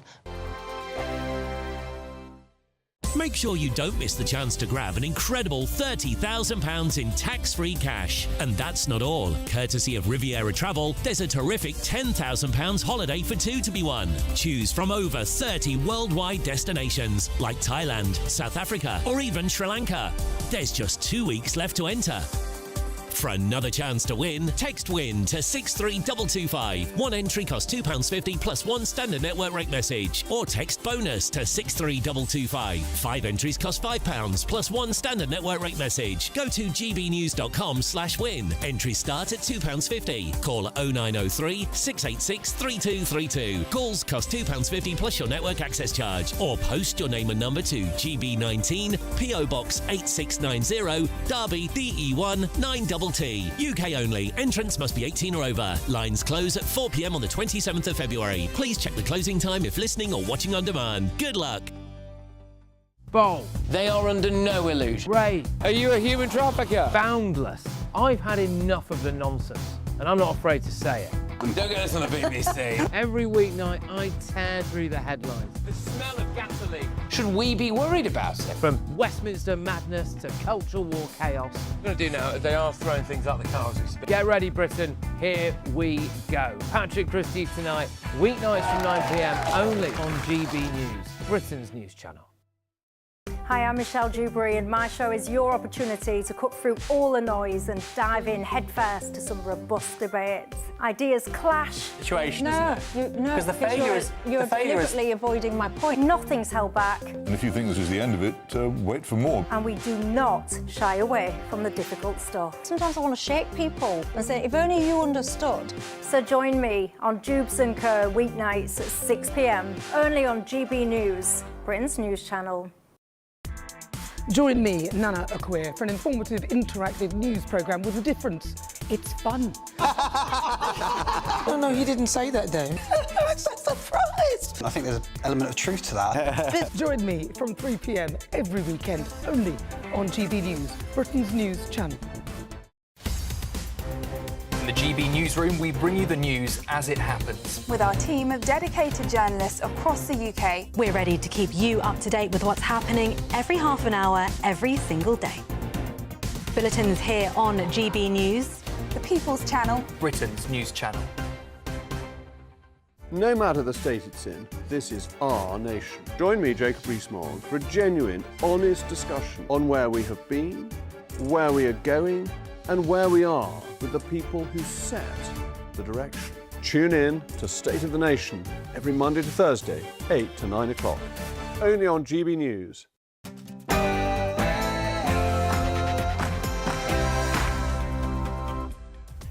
It is 11 o'clock on Wednesday, the 18th of February, live across the UK, Britain's Newsroom with Andrew Pearce and Dawn Neeson. OK, any moment now, we will see reforms, a big plan for Britain. We are going to put together the most comprehensive plan of any political party in this country to fix Britain's broken economy. Newly appointed Chancellor Robert Jenrick, and he's going to set out his financial vision for you and me. You don't want to miss it. Bottom line is our Prime Minister. The decision is in his hand to save his compatriot, his British fellows. Exclusive to GB News has ordered a group of Chagosians who attempted to set up a settlement to leave the island. And breaking news, inflation falls to 3%, the lowest figure for a year, driven by lower fuel and food prices. Lib Dem MP Helen Morgan says more needs to be done, though. This will be, a slither of welcome news, but we need to see the Chancellor do much better on supporting our businesses. And the government's boosting Welsh Railways with £14 billion this morning. The PM will be making his first public appearance there since that dramatic local election U-turn. And speaking of U-turns, pressure is growing on Labour to drop their pledge to raise the minimum wage for young people.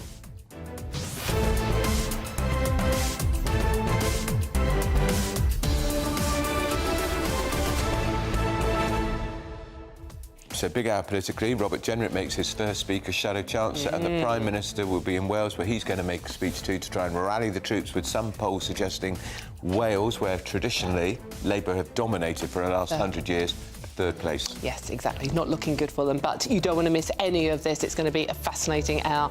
So why don't you join us and leave your comments at gbnews.com/your say. Join in the conversation. But first, let's get the news headlines with Sam Francis.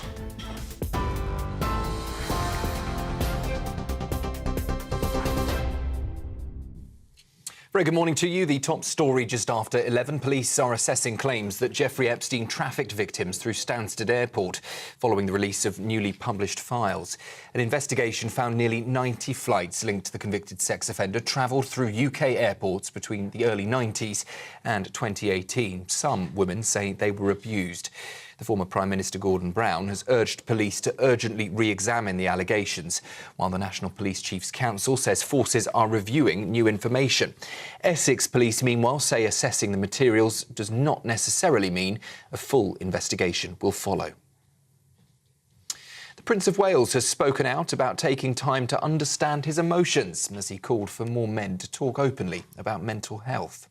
Part of feeling comfortable talking about mental health is understanding it.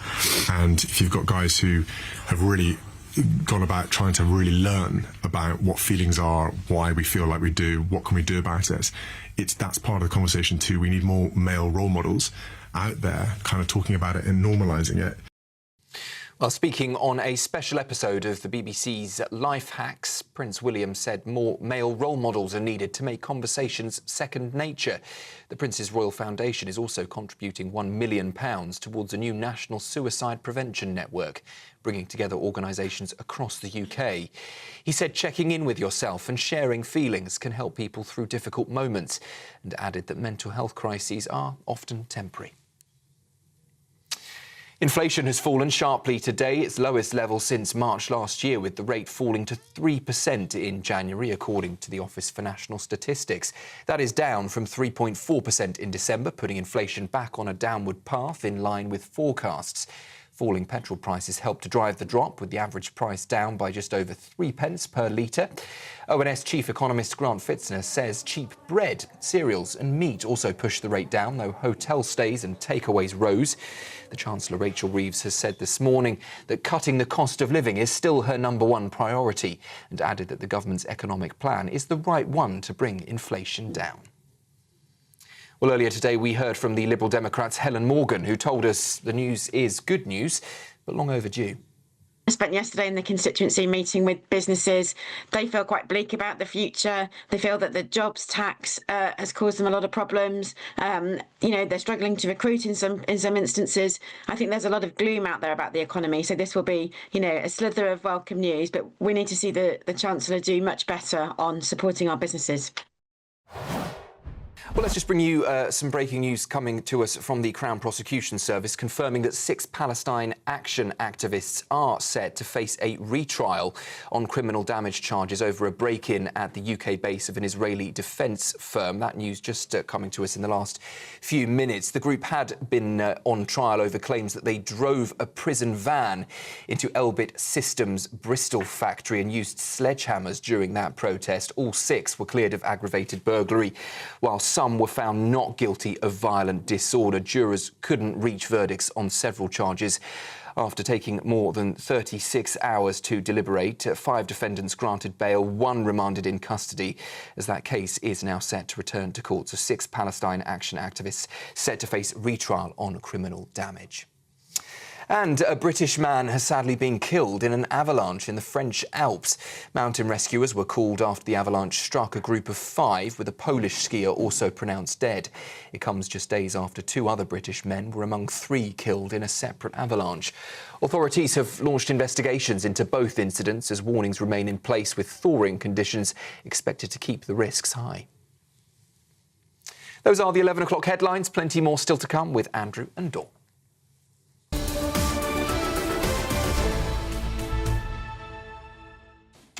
Thank you very much, Sam, and hello and welcome back. This is Britain's Newsroom, live across the United Kingdom on GB News with Andrew Pearce and Dawn Neeson, in for the lovely Miriam Cates today.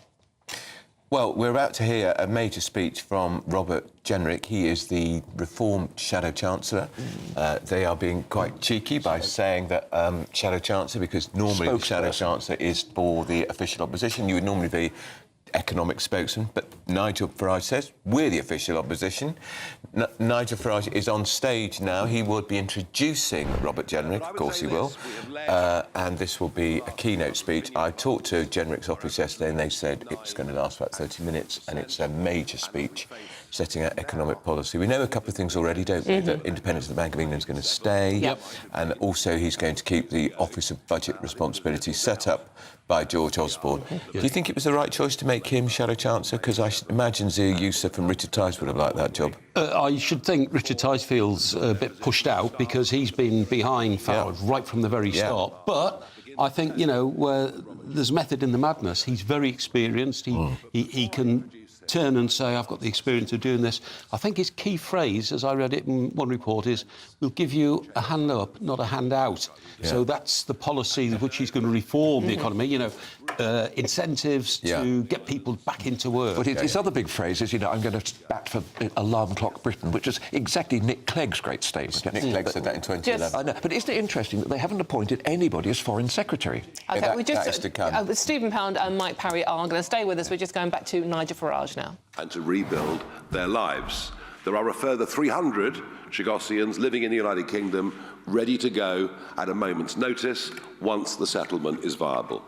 They were this morning served an eviction notice on behalf of the British government and told that unless they comply, they could face up to 3 years in prison.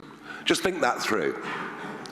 You can cross the English Channel in a dinghy, dispose of your passport and iPhone at the 12-mile line, and we will put you up in a hotel, give you 3 meals a day, dental care and medical care. And your chances ever of being evicted are less than 2%.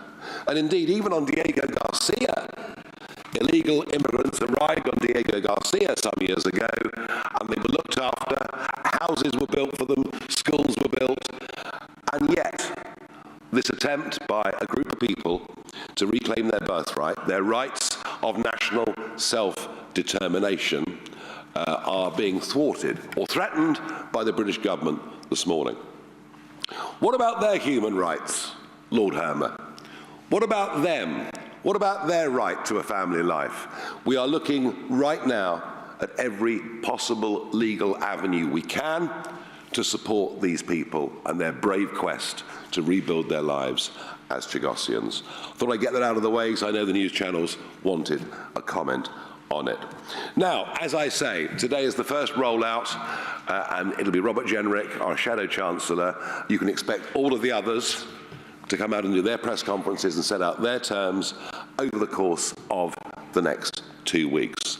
If anyone doubts it, we're serious, we mean business, we intend to win the next general election. It's as simple as that. So before Robert takes the stage, I'm going to show you a short video, then it's over to him. Thank you. In politics, you're always asked, who do you admire? This former Prime Minister or that? Winston Churchill, naturally. But the truth is, and in life you always regret not saying this to the people you love when you have the chance. It's always been my dad. I haven't been back here in 20 years, at least. Hasn't changed that much.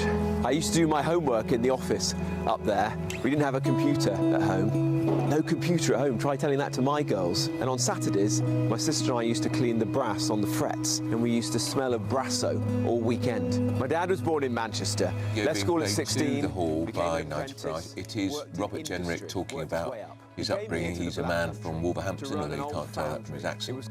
And he's talking about, I don't think he's mentioned that his father was a tool maker, but I think he mentioned his father yes. worked in a factory. Yeah, exactly. Well, you have to by now, don't you? You have to mention you've got to what tell your your parents backstory. do for a living, absolutely.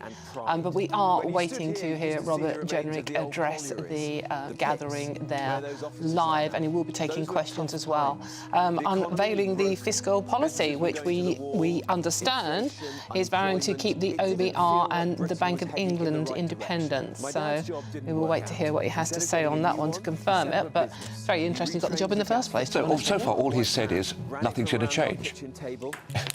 No, I think that kind of goes against the unique selling point he's of trying to give the reform. reinforcement of stability, isn't he? That I'm not going to, pull it apart.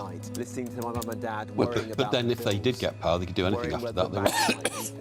Yes, and And obviously, we still have our former Labour MP Stephen Pound and broadcaster and journalist Mike Parry with us in the studio, who are listening to what Reform Chancellor Robert Jenrick has to say. We're just listening to a brief clip there in the run-up to give it a bit of welly, as it were. What do we make of what we heard so far, gentlemen? But isn't it a shame that they've actually, most of the people on that platform are ex-Tory retreads? There's no place for Lee Anderson, nowhere for Sarah Poacher, no place for any of the... Where's all these new people who are coming into Reform? Now, everywhere I go in the country, I see Reform activity, even in my own part of the world in West London. You know, we've got Reform character candidates standing in the council elections, Reform RF, and yet I don't see any names coming. I just see the same name. Yeah, now, why isn't Lee Anderson the Home Secretary, the shadow Home Secretary? Chief Whip.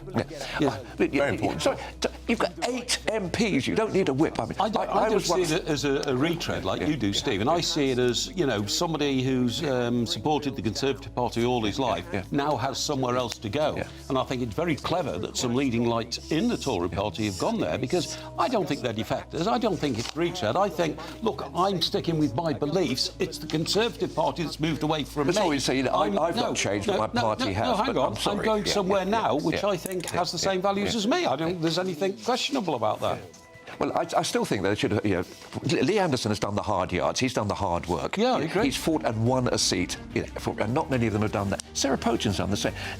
But I keep being told that there are these new people coming through, but I don't see any sight of them. And at the moment, it just seems to be the same old, same old. Well, we're going to go back to the Reform Conference now. It's being held in the City of London, of course, because he's the Shadow Chancellor, and this he's is not the Shadow Chancellor. Shadow Chancellor Robert Jenrick. He's just a naughty boy. It's very good to be here. Now, look, I read in the papers this morning a commentator saying that they thought that I'd been appointed Reform's Shadow Chancellor because I had experience sat around the cabinet table. And of course, there's truth in that. I sat around the cabinet table and I saw up close what government gets right and what it gets wrong. And that is going to be important if Reform forms the next government of this country. But the table that I sat around that was actually the most formative to me was not the one in Downing Street. It was the one at home with my mum and dad in Wolverhampton in the 1980s. It was growing up there that I saw my dad, Bill, who you just watched in that video, a man who was not born into a life of privilege, a Manchester lad. He moved to the Black Country to take up a job in a foundry. He'd left school at 16, he went to night school, he got some qualifications, and around that kitchen table, he set up a business. He started it there, and with a white van on our drive, and it wasn't easy, as anyone who set up a business is a sole trader, has gone it alone knows. But just like all of those people who've done that, and are doing that right now across our country, through sheer grit and determination, he built that business. In time, he set up a shop, and then he had his own factory. He was able to build a more comfortable life for my mum, my sister, and me than he had ever been able to imagine when he was growing up. In building his business, he provided hundreds of jobs, good jobs, secure jobs, the kind that offered families peace of mind, the chance to get on in life. But for too many people right now, across our country, those opportunities are fading. They're victims of a 30-year-long economic consensus which has failed, and mismanagement by a Westminster class who bet that just because Britain was a rich and powerful country, it always would be. They were wrong. In 1997, people's living standards in our country were closing the gap with America. Today, incomes are closer to Romania's than to those of the United States. And why is that? They spent money we didn't have, more than doubled our debt. They increased taxes to record levels. They failed to reform the public sector, where productivity has barely moved in 30 years. They blindly pursued net zero, driving industrial electricity prices to the highest level in the developed world and killing British manufacturing in the process, of the kind that I knew when I grew up in the West Midlands. They eviscerated the tax base. Today we have just 80,000 companies with a turnover of £5 million or more. That's a quarter fewer per capita than there are in the United States. The recent succession of prime ministers in my old party and now in Labour lacked the vision for what we could do to arrest our national decline. They were defeatist, and each in turn, they were defeated. The financial crash should have been a big wake-up call, the warning to address the profound structural weaknesses in our economy. The economic shock of COVID might have been another one. Build back better, we were told. Well, they were both missed, and it now falls to reform, to fix Britain with a new economic model. Now, at this stage, I understand you will be wary of false prophets. Many prospective chancellors have offered their diagnoses of the problems facing our country. They've even alighted on some of the same remedies in speeches much like this one. Before the election, I bet some of you in this room went to listen to Rachel Reeves. She pledged financial stability and investment. She said she would unleash the potential of British workers. And to a weary public, it sounded promising. The reality? Instead of offering stability, she's unleashed chaos. Benefit cuts in, benefit cuts out. Inheritance tax up, inheritance tax down. Almost every possible tax rise on a business or a worker floated in the pages of a national newspaper for week after week after week, with devastating impact on business confidence. A cabinet that is now at war, and a prime minister on the brink. What happened to the promised investment boom? It was driven overseas with punitive measures against investors, which in the case of non-doms could see the country actually lose money. Any juice left in businesses has been squeezed out by tens of billions in tax rises, all to pay for an exploding benefits bill. And what about those workers who Rachel Reeves promised to champion? They've been taxed more, and everyone in Britain, like the country itself, is poorer for it. Prices rising, unemployment up because of her destructive tax on jobs, especially amongst the young. Everyone feeling hard up. An economy no longer serving working people, held hostage by a trade union orthodoxy that we all thought we'd banished decades ago. As one of Keir Starmer's own cabinet ministers, Wes Streeting, said to his friend Peter Mandelson, "There's no growth strategy at all." The British people have been betrayed once again. They voted for change, and instead they just got more decline. They feel cheated, and they have every right to be. What Britain needs is to change course and to forge a new political economy. What Britain needs is reform.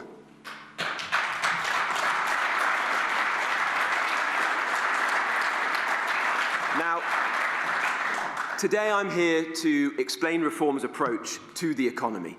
It's not going to be flashy.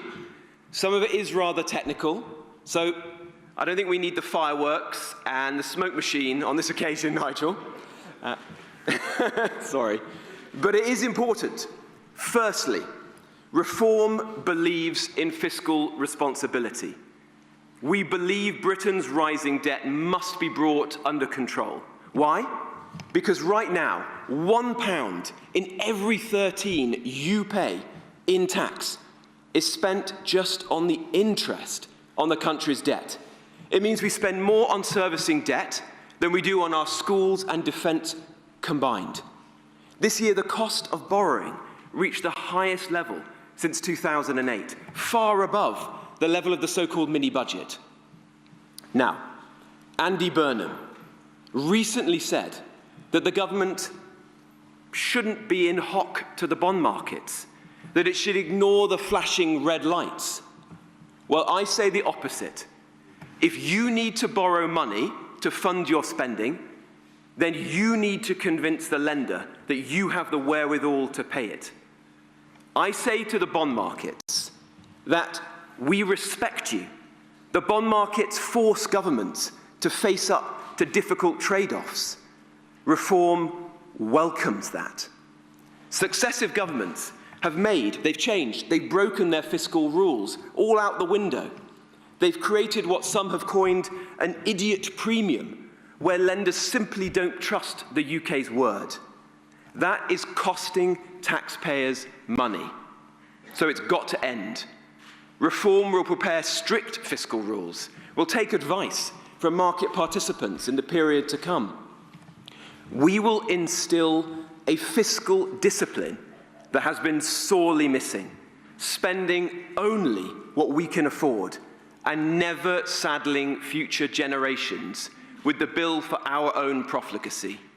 So the first thing a reform government will do is to bring Britain back from the brink of a debt crisis by cutting wasteful spending. The root of many of our problems is this: successive governments have taken more and more of people's money, and they've wasted it. They've sprayed it around with no regard for how hard they've worked for it or their own priorities. They say that your money is needed for the NHS, for the police, for the armed forces, for the vulnerable. But more and more often, it's not going to them. It's going to those who don't need it or shouldn't be getting it. Council houses for migrants, foreign aid to rich countries, billions in welfare for foreign citizens, expensive new cars for those with mild anxiety, colossal payouts to fat cat executives of utility companies that are increasing, not cutting, people's energy and water bills. Reform will get rid of this endemic waste. The work to do this is already well underway. In the last few months, Zia Youssef and Richard Tice, both highly accomplished, successful businessmen who know how to balance the books and to create jobs, have set out how we'll begin to cut wasteful spending.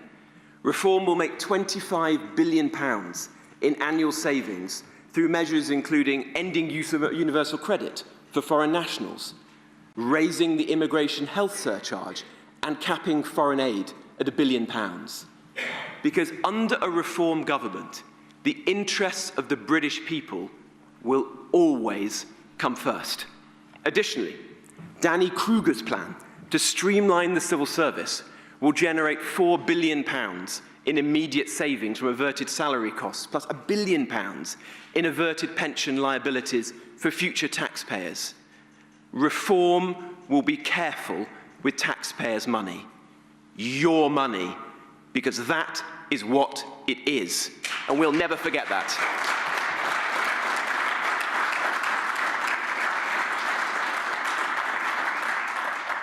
And being careful with your money means tackling our exploding welfare bill.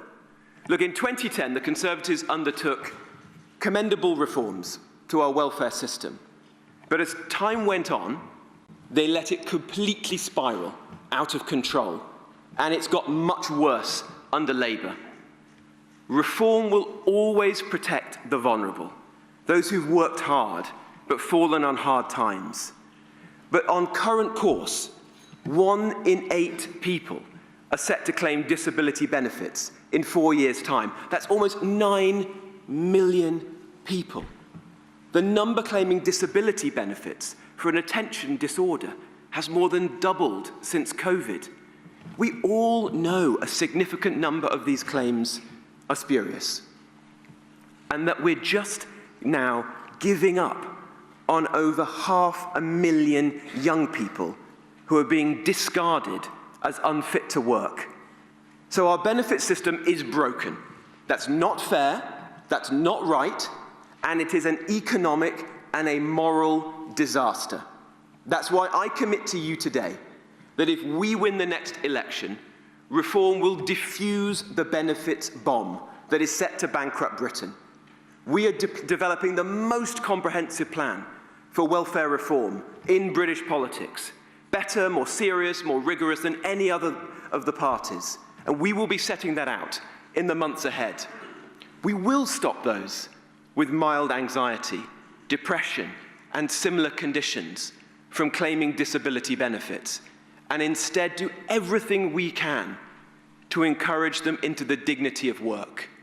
We will reinstate in-person assessments and require clinical diagnosis to weed out those who are choosing a life on benefits.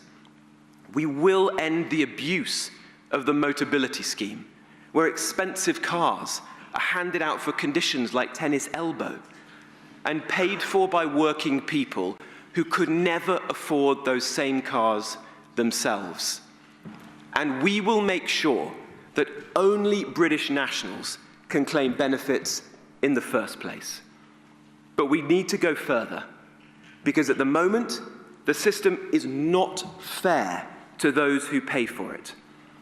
As a signal of intent today, Reform is changing our policy on the two-child cap for universal credit. The policy was well-meaning. We want to help British working families to have more children. But right now, we just can't afford to do so with welfare. So it has to go. As Reform's Shadow Chancellor, I'm ending it. A Reform government will restore the cap in full. We are the party of alarm clock Britain. We are a party of workers and not welfare.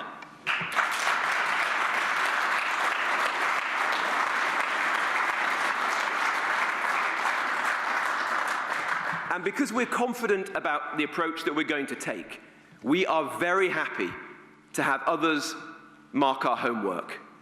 Everything Reform promise will be fully costed. Accordingly, we will retain the Office for Budget Responsibility. Look, it is far from perfect. The Times recently ranked its performance near the bottom among UK economic forecasters. But the impetus for its creation was a desire to instill fiscal rectitude.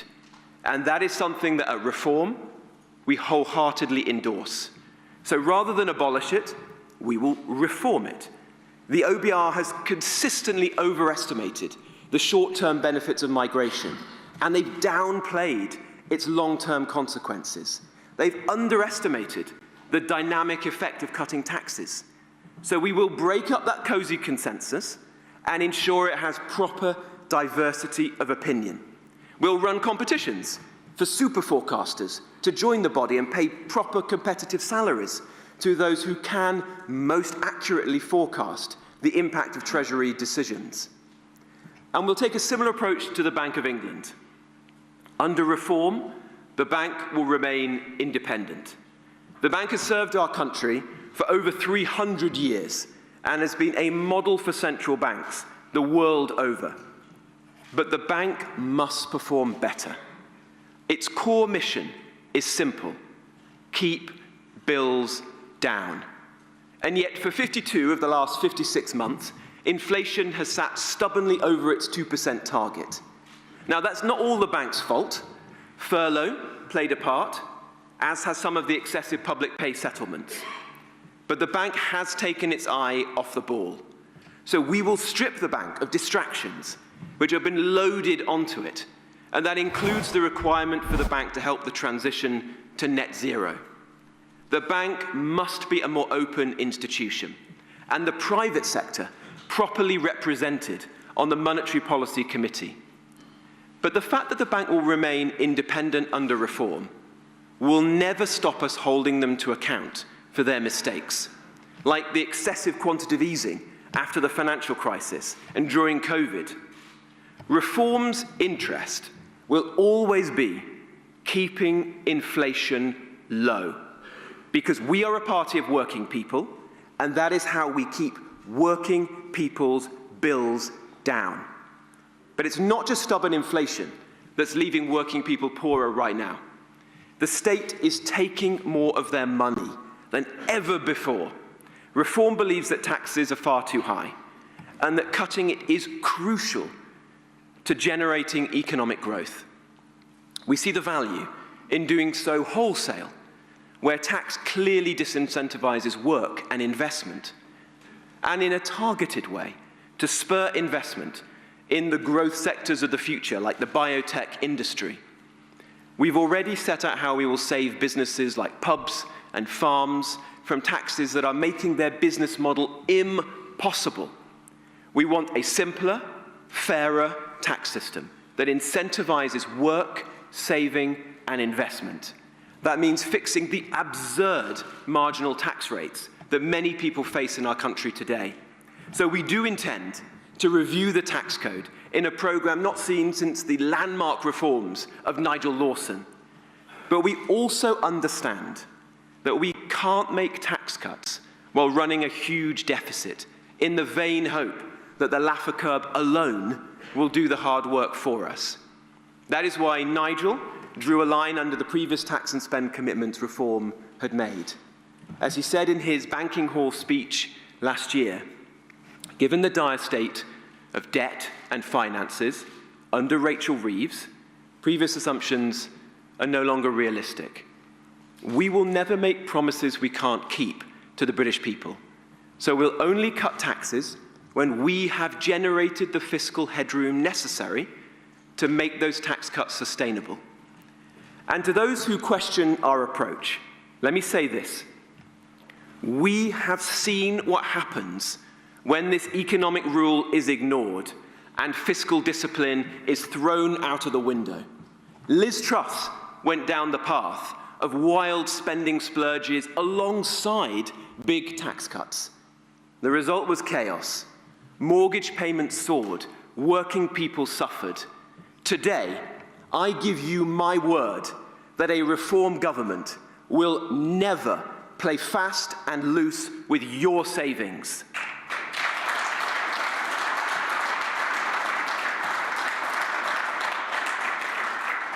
And with the sure foundation that will come with fiscal stability, we're going to get this economy growing by backing businesses. We know that it's businesses, it's not the government, that are the engine room of our country's wealth. And unlike this Labour government, like this Labour cabinet, reform actually has people who've founded, who've run, who've grown businesses. We actually want businesses to succeed. Because when they succeed, they create well-paid jobs and careers. So people can perhaps buy a better car for their family or a bigger house so they can take a holiday or a second one. So they can have a meal out with the kids once in a while without having to worry about the bills. We want everyone to be a bit better off. I also want them to be able to get on, to thrive, not just to keep their heads above water. There's no shame in success. Reform believes doing well in life is never something to be embarrassed about. So reform will unashamedly champion British businesses of all sizes. Big businesses, yes, but also small ones, like my dad's, sole traders, and most importantly of all, new businesses, the risk takers, inventing things, solving problems, getting ahead. A reform government will leave you to run your business and to innovate, rather than forcing the lanyard class to run it for you. They don't understand innovation, they stymie it. That means no more mandates for HR or judges setting the wages. It means a return to meritocracy and the pursuit of excellence. So no more diversity targets on company boards. We will scrap red tape. We'll take every effort to make life easier, no matter how small it might seem, like allowing shops to open late or cafes and bars to put tables and chairs out of an evening without having to fill in endless forms to placate officialdom. We will make Britain the easiest place to open a bank account, and we'll reform bankruptcy laws so that we are a country of second and third chances for those who are willing to take a risk. But it's not just about an overbearing government getting out the way. It's also about government doing its job properly. And that begins by giving businesses confidence to operate in this country. Unlike the other parties, Reform understands that international investors hold deep concerns about sectarianism, crime, and infringements on freedom of speech, because we share them. Only reform has the courage to tackle these threats to our way of life and our standing in the world. Crime is not normally part of economic policy, but reform will treat it as such. We will ruthlessly pursue the scammers, the shoplifters, the tool thieves that make the lives of business people a misery. Under a reform government, the era of impunity is over.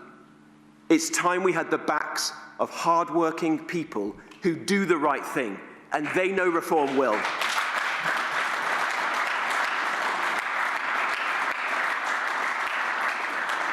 Now, I'm here speaking to you in the city, 40 years since the Big Bang put London on course to be the world's most important financial centre. But today, let's be honest about where we stand. The London Stock Exchange is struggling. Last year, 2.1 billion was raised in IPOs in the market. In the US, the equivalent was 36 billion pounds, 18 times more. It's no coincidence that as the LSE was dropping, the FCA was enjoying a boom in staff numbers and budget. Recent reforms have clearly not been anything like commensurate with the scale of the challenge our capital markets face. They haven't created the investment culture that our economy desperately needs. Reform will rein in bureaucratic overreach. And as Nigel has said before, we will make London a global centre for crypto assets and digital finance. To compete with the US and others will require genuine creativity and incentives, not just tinkering, as we've seen in recent years. A totally different offer that capitalises on the unique strengths that London still holds. That is what we will set out to do, working with you, with the city, with business, to develop exciting, comprehensive plans. I had my first break in the city, as of course did Nigel, as a trader. We know that Britain needs a thriving financial services sector, and its relative weakness since the financial crisis has hit our productivity. Reform will work with you to bring about a second big bang, and we'll seize opportunities for better, nimbler regulation that Brexit offers. In financial services, yes, but also in data protection, environmental standards, and labour rights. We'll find the edges we can to deliver businesses advantages and, above all, higher living standards for British people. The spirit of deregulation that we are going to engender, of doing less and doing it better, is perhaps best needed in planning. Right now, government is actively stopping companies from building new offices, factories, data centres, labs, the things that would create well-paid jobs. It's also holding young people back from owning their own home and starting their own family. It is so broken that the last time house prices were this expensive relative to wages was in 1876. It's leaving everyone worse off. So reform will liberate planning across city centres and industrial zones. It will make an immediate national priority of densifying inner East London and the building out of Cambridge. We will repeal the ridiculous EU nutrient neutrality rules that are preventing the construction of 100,000 homes for British families. And we'll go further. We'll create a permitted development right for research labs and data centres, streamline permission for factories to be built in our towns. And we're not content with stopping there. We will make sure that businesses have the grid connections that they need to invest in AI, robotics, and manufacturing. And we'll pass legislation to deliver the crucial investment projects that have been bogged down for far too long. If this government fails and continues to fail, we will pass emergency legislation to build a third runway at Heathrow if this project isn't ready to go the day that we take office. After May's local elections, these commitments will matter more than ever before, because it will be clear to everyone, the Reform is truly the only national party. And we're going to take that responsibility very seriously. It's a responsibility to ensure that we create opportunities for all parts of our great country, not just London and the South East. Faced with the trade-offs, a Reform government will back transport projects with the biggest benefits to working people, not just the ones that are fashionable. That means boosting productivity, the ones that are really value for money, projects that matter to people, like bypasses, flyovers, roundabouts, buses, local rail, and yes, improving the state of our roads. We'll build the links between our towns, our villages and suburbs to allow people and goods to move rather than attempt to drive motorists off the road and into absurd 15-minute cities. Rest assured, under Reform, the war on the motorist will end.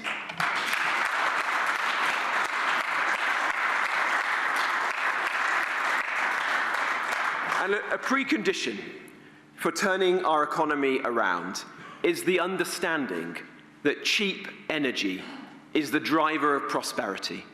So a Reform government will bring forward measures to cut your bills. That's lower energy bills for people and lower energy bills for businesses.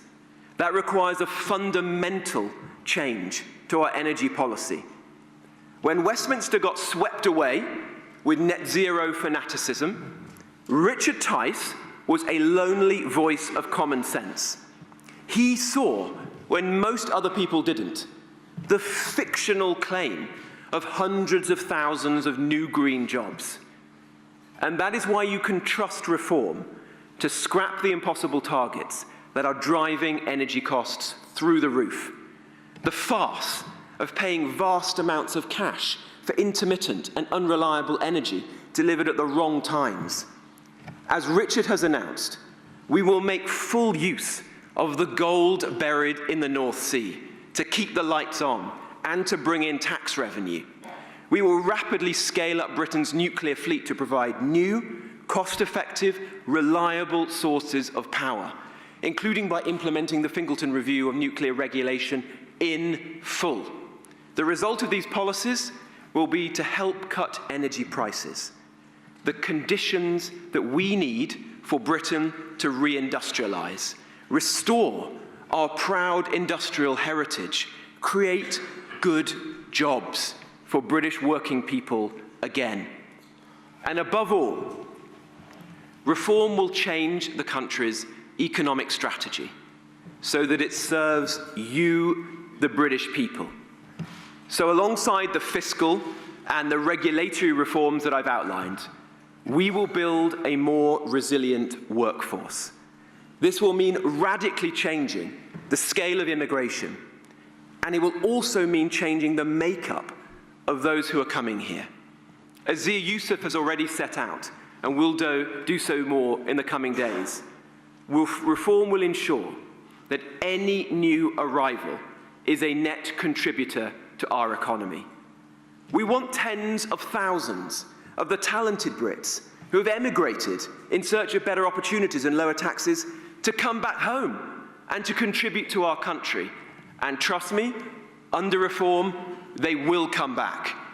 We will also make foreign investors welcome in Britain again with a Britannia investment visa, like Zia and Nigel set out last year.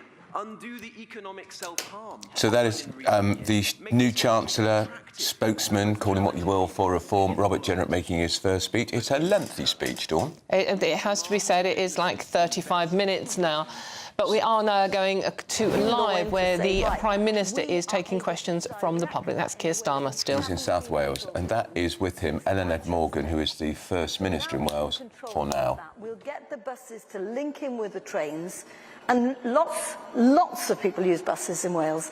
What an opportunity for us to make sure that everything is connected, and Transport for Wales, that is fundamental to the vision. And it's something we can do in Wales that may be difficult to do elsewhere. It's because we're small, we all know each other, let's face it, and is an opportunity for us to work together But this is for the whole of Wales. This is not about the valleys. This is not about South Wales. There is massive developments planned for the whole of Wales, including rural areas. Yeah, and I mean, the point about integrated is so important because there's nothing worse than a system that sort of works in part, and then when you get to the destination, there isn't an integration of the bus or whatever it may be, or buses in their own right. Many, many people rely on buses, and so it's really important that that work is being done on buses as well. Let's take one last question. Anybody want to put their hand up? Yes. Hello. So my question was actually about whether you think bus investment is just as important as rail investment. Yeah. Well. Yeah, definitely. Yeah. And, you know, 70 million people use our buses every year. That's huge. And we need to make sure that when we do this franchising, there's a vision for what is good for the public. What works for the public, not for profit. And that's been the problem up until now, is people have been picking off the profitable bus routes, and then others have been left with no service. So we are very keen to make sure, and we've been clear, if we are re-elected in May, we will put a cap on bus fares as well, £2. In Wales, over 60s get free transport on buses. I don't think that happens in England, does it? No, not yet. I was taking notes. And of course now we have £1 bus fares for under 21-year-olds. But we're saying after May, we will be introducing a new system where there'll be a £2 bus cap in future if we're re-elected. So that makes a huge difference as well. That's our offer, and 100 new bus routes will be introduced, which will be developed with the local communities. That is such an important point because we've seen, certainly in parts of England, where buses are privatised, that it's the routes that make a lot of money that have a lot of buses on, and then other communities don't have a bus service that they can rely on. And getting that right is hugely, hugely important. So the bit about the routes is really, really important. Thank you all very much. I think we're going to come and talk to you more privately now, but thank you for your time. Thank you for showing us around. Thank you for making us feel welcome, and thank you for what you do. Yeah. We're going to go back to Robert Jenrick, who is still speaking. You'll be thrilled to know. Only to create a small number of jobs regulating it. Let's be a world leader in AI safety, we're told. Yes, but let's create value and jobs here in the UK. The government's indifference means that we're falling behind. But if we handle the incoming technological revolution nimbly, we can succeed, just as our country did in previous industrial revolutions. It's a generational challenge which must be met head-on by reform. Now, today I've set out the foundations of Reform's economic plan. You'll be hearing plenty more from Nigel, from Richard, from Zia, and me in the coming weeks and months. This speech has barely scratched the surface of our ambitions for deregulation, for combating waste, for radically improving productivity in our public services like the NHS whilst keeping it free at the point of delivery, for how we will cut people's bills and leave more money in working people's pockets at the end of the week. There is a great deal of work to do. The list of challenges is vast. No one in Reform is pretending that this will be easy. The task of changing course after 30 years of failed economic policies is daunting. It will require deftness, care, and plenty of planning. We will be, in the words of Disraeli, conservative to preserve all that is good, radical to preserve and to remove all that is bad. Now, admittedly, Disraeli was not a very successful chancellor, it has to be said, for those of you who know your history. My inspiration is actually another Robert, also from the outskirts of the Black Country, Robert Peel. He was the architect of Victorian times, the architect of a Victorian age that was marked by both stability and prosperity. He was, as we will be, a reassuring revolutionary. If we get it right, we will see the benefits in real, immediate, catch-up economic growth, with more jobs, higher wages, and lower bills. We'll reduce the cost of energy and help to rebalance the economy. We'll fix planning to ensure that we lift productivity across the country. We'll cut migration, reform welfare to help draw people off welfare and benefits back into the workplace. We'll lower the tax burden and restore the incentives to invest and to build businesses. Rab Butler once described politics as the art of the possible. But right now, it seems that so many people have convinced themselves that progress is impossible, that the decline that we all see today is inevitable. Well, let me say this. Reform has the drive to defeat that defeatism, the energy to lift the gloom, and the courage to take action where others have flinched to get Britain back to its best. Britain's economy is broken, but be in no doubt, it can be fixed. We can turn our country around, but it can only be done with reform. Thank you very much.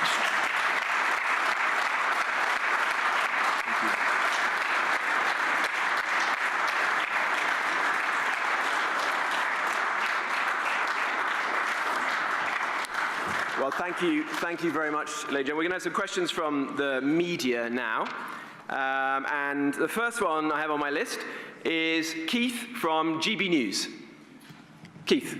Keith from GBNews. Mr. Jenrick, can you explain to GBNews viewers how you plan to support Britain's lost generation? We've seen headlines saying that people are out of work, they're struggling. If you become Chancellor, what will you do to give young people hope in this country? A very good question. Look, it's a very sad situation in the country right now. When I was leaving school, it felt like there was a sense of excitement and buzz still in this country. But when I go around talking to young people, they worry about their future, where they're going to get a job, where they can get on the housing ladder. If they do get a job, they'll be taxed to the hilt, the cost of childcare. It feels like the social contract has been shredded in recent years. Those who went to university during COVID had the best days of their life wrecked due to overbearing regulations. Reform is going to change that. We want to get good jobs back into this economy. And that means ensuring that we don't tax employers to the hilt, as Rachel Reeves has done with her job-destroying increases in national insurance. It means that we are going to ensure that we make the changes in our economy, as I set out today, to house building, to energy, to regulation, to actually spur a new generation of businesses and entrepreneurs, including young people, to create the jobs, the prosperity, the growth that is needed so that they can feel that this country has a great future. They don't need to go off and live somewhere else in the world. Quite the opposite. What we're going to set out to do is to bring all those people back to the UK. That if there's a reform government, people think that this is a country that is getting itself together again, that's heading in the right direction, where there is a sense of buzz and energy and excitement and dynamism. That's our mission. And at the heart of that is going to be young people and their prospects to get a good job and to get on the housing ladder. Thank you. I've got Katie Austin from the BBC. Thank you. Thanks. Carrying on with young people, should younger workers be paid the same minimum wage as older workers? And as we're in the city, do you still think the Bank of England should stop paying interest on commercial bank deposits created by QE?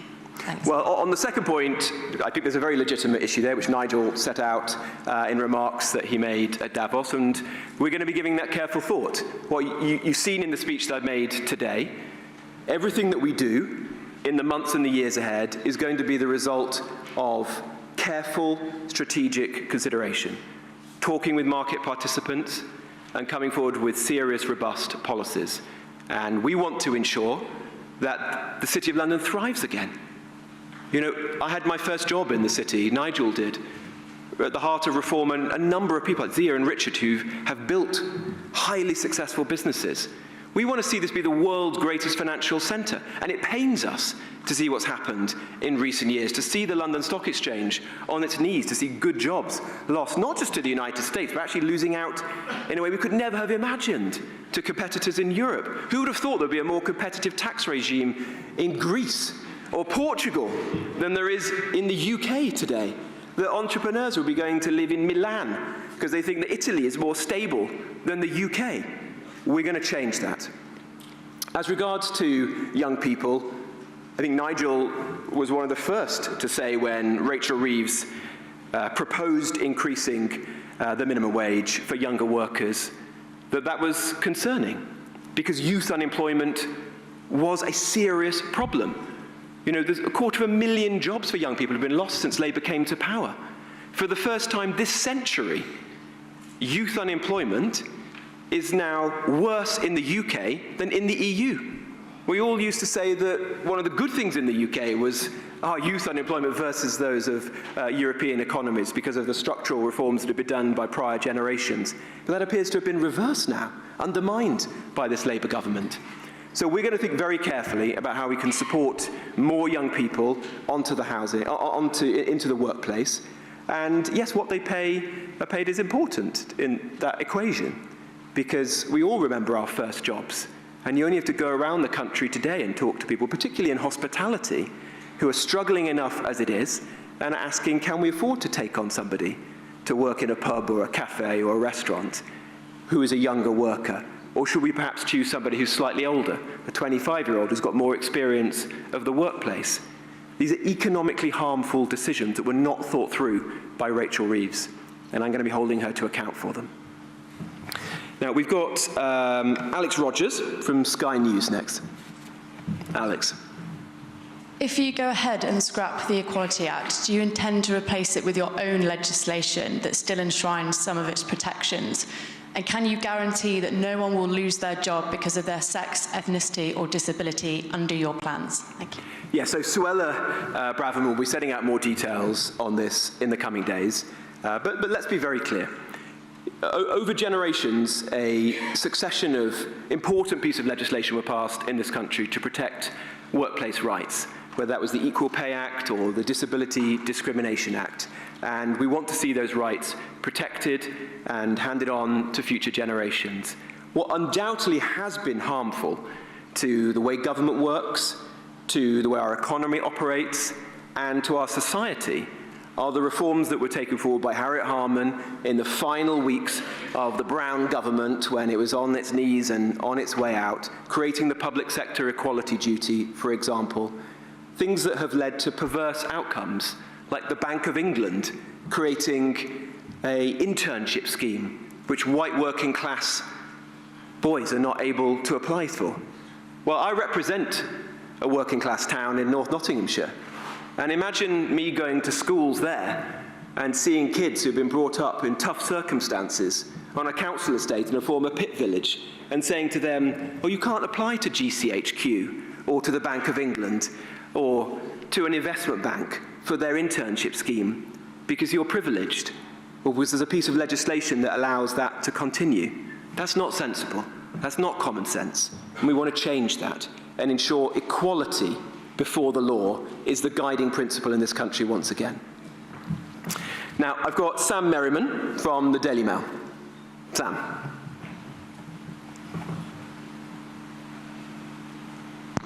Thank you. Mr. Jenrick, one economic policy that you didn't mention, and I'm sure will be very important to many of your voters, is the triple lock. Will Reform commit to maintaining the triple lock into the next election? Thank you. Thank you. Well, we're going to be saying more about this in the coming days, but I've always been a supporter of the triple lock. It's incredibly important that we provide dignity and security to older people on fixed incomes in the last decades of their life, particularly in a time like this where there's such challenging circumstances with the cost of living. So I don't think your readers will be disappointed, but we'll say more in the coming weeks. And we've got Lucy White now from Bloomberg.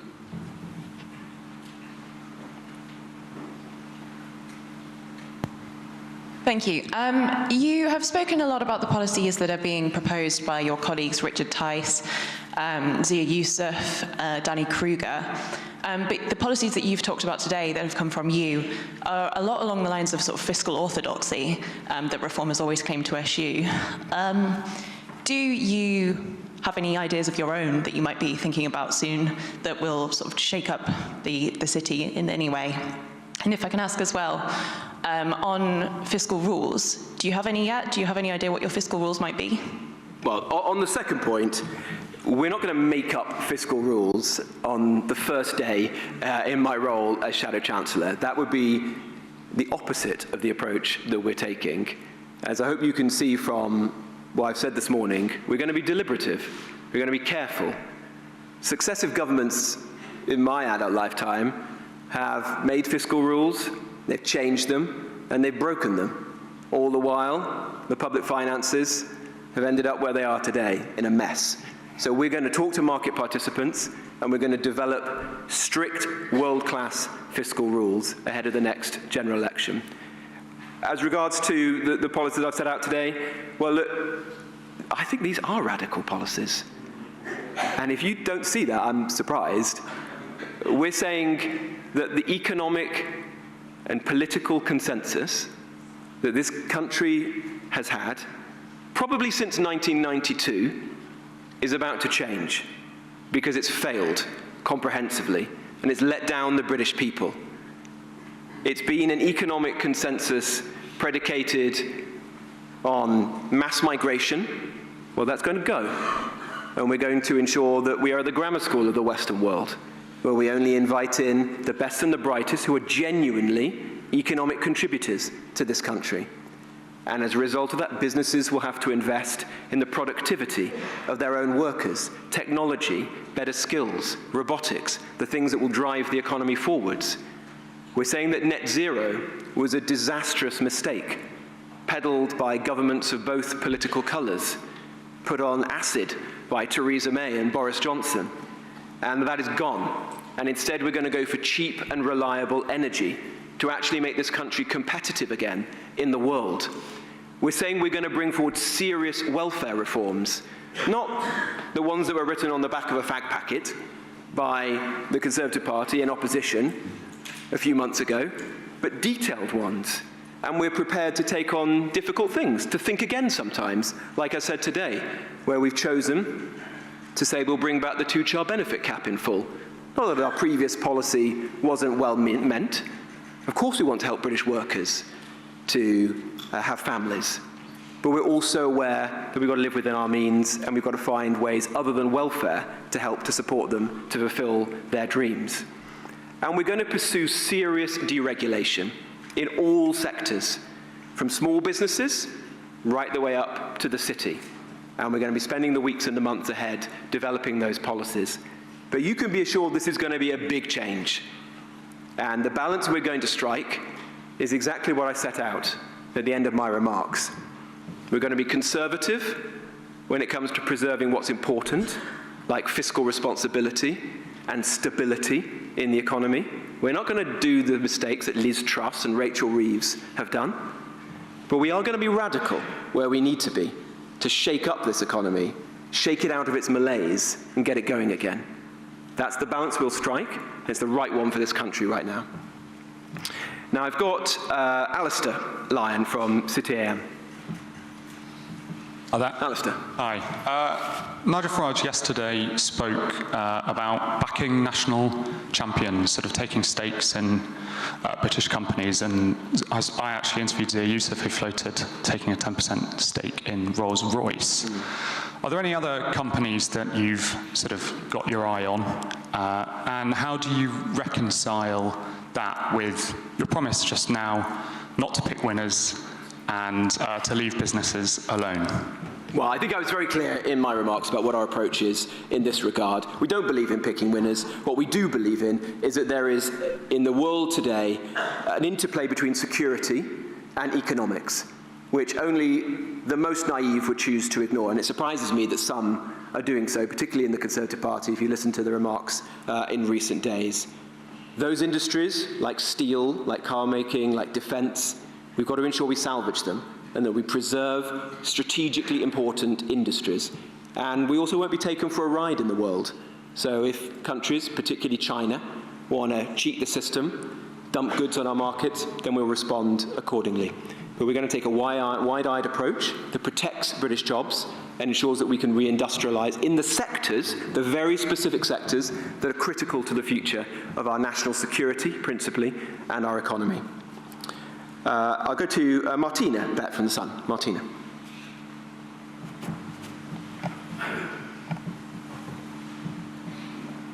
Thank you, Mr. Jenrick. The Chancellor recently said that the student loan system is fair and reasonable.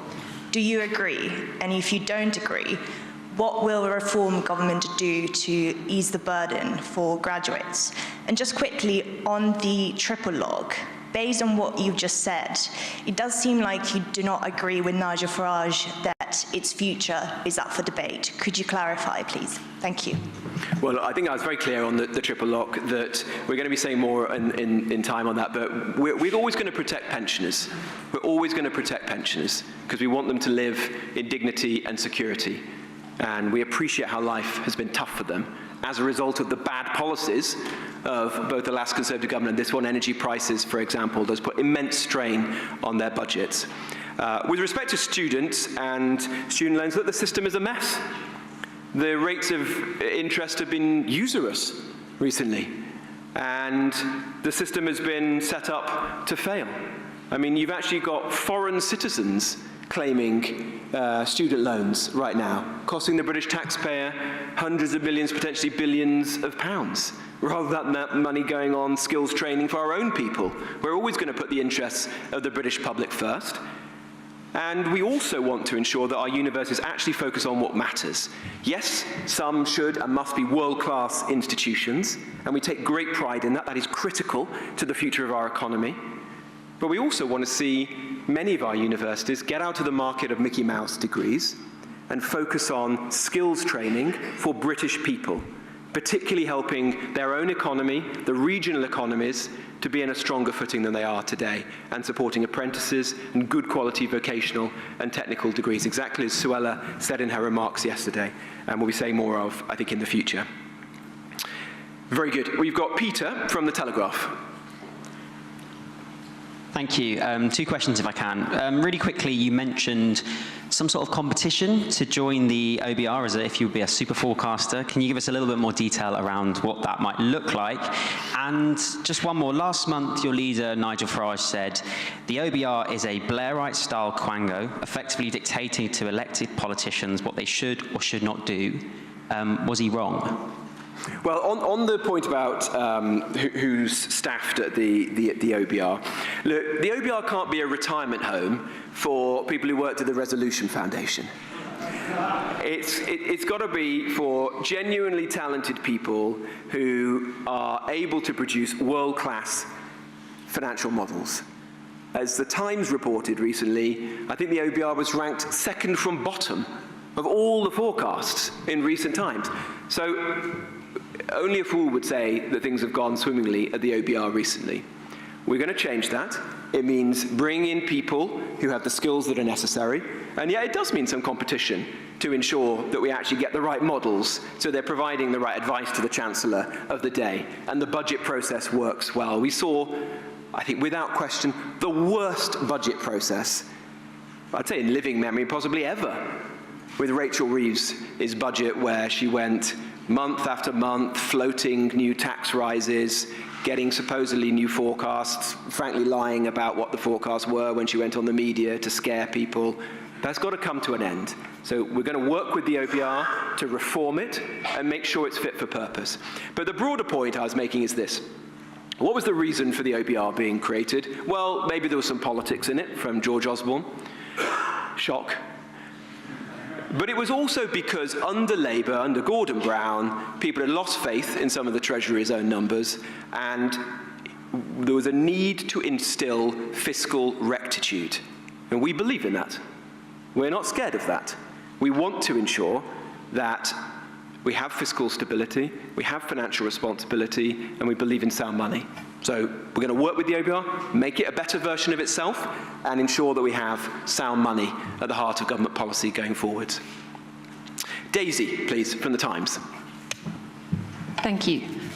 Just firstly, specifically following on student loans, would you commit to reversing the government's decision to freeze the repayment threshold for 4 years, which effectively levied a £1 billion tax on graduates in the last budget? And secondly, you said in your speech that the Conservatives had delivered some commendable reforms to our welfare system. Could you set out what those commendable policies were, and will you rule out a return to the austerity policies of the Cameron government if you become Reform's Chancellor? Well, I think I've said what I need to say on students. I'm not going to make up policy here. It's very clear the approach that Reform is going to take. We're going to have a deliberate attitude towards policy. Things we say will be well thought through and fully costed, and nobody's going to be standing at podiums like this making stuff up on the hoof. With regard to... sorry, what was the second half of your question?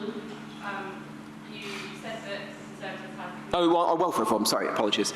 Look, we're fair-minded in Reform. We will praise things that were good, and we will oppose things that have been bad. The very early days of the last Conservative, in fact, coalition government, under Ian Duncan Smith, there were good reforms brought forward, which set out to make work pay.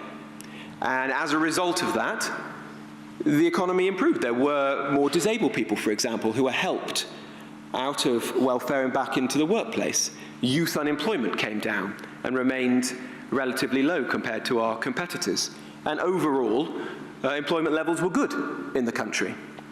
And so let's be honest about that. And one of the reasons why that happened, incidentally, was that in opposition, careful thought and planning was taken to prepare those reforms. However, after COVID, it's been a complete mess. The benefits bill has ballooned. The last Conservative government clearly took far too long to respond to that.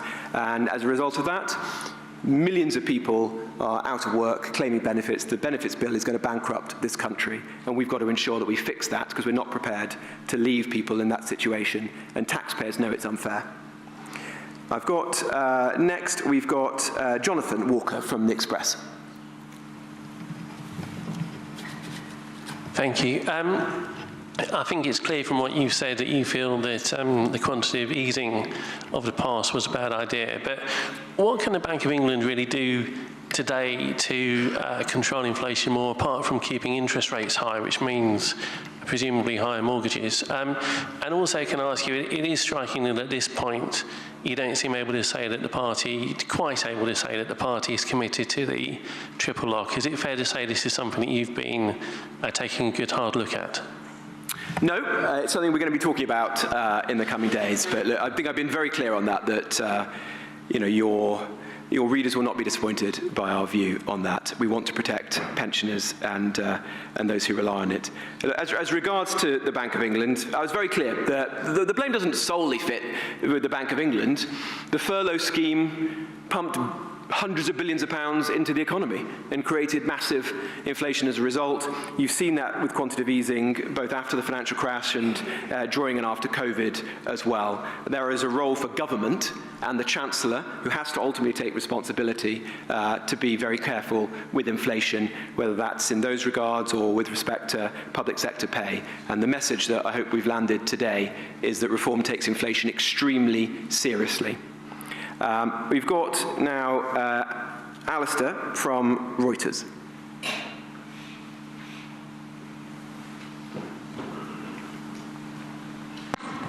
Hi, thank you. You mentioned that you wanted fiscal headroom before you had any tax cuts.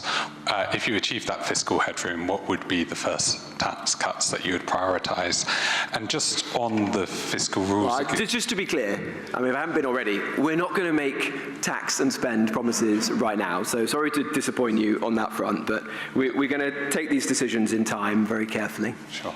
And on the fiscal rules, would you be open to keeping the current fiscal rules if the feedback you get is that they work well, or even making them less restrictive? Or are you pretty sure that you want tighter fiscal rules and it's just about how it works? I think we're going to have to take our time and work through this. It's only the second day in my position, but I've been clear.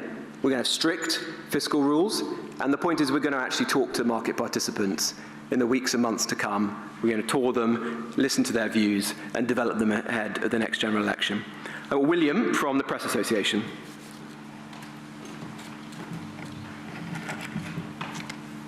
Hello. Hi. How would you...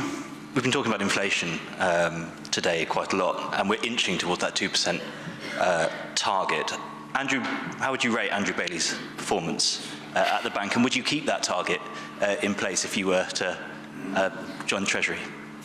Well, I've been very clear. Of course, we're going to keep the target in place, and it's incredibly important to us. You know, reform serves working people, and we want to make sure we keep their bills down. At the moment, people are suffering because bills are far too high, and so that's going to be a major priority of our economic policy, to find any ways, whether it's energy bills, water bills, you name it, to try and get those bills to come down. I've got Aggie from LBC.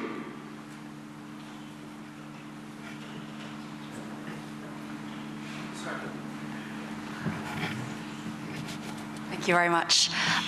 Robert Jenrick, can I just clarify your position on the minimum wage for younger workers? Because it sounds like, and indeed Richard Tice told us this on Monday night, that you are looking at cutting minimum wage for younger workers.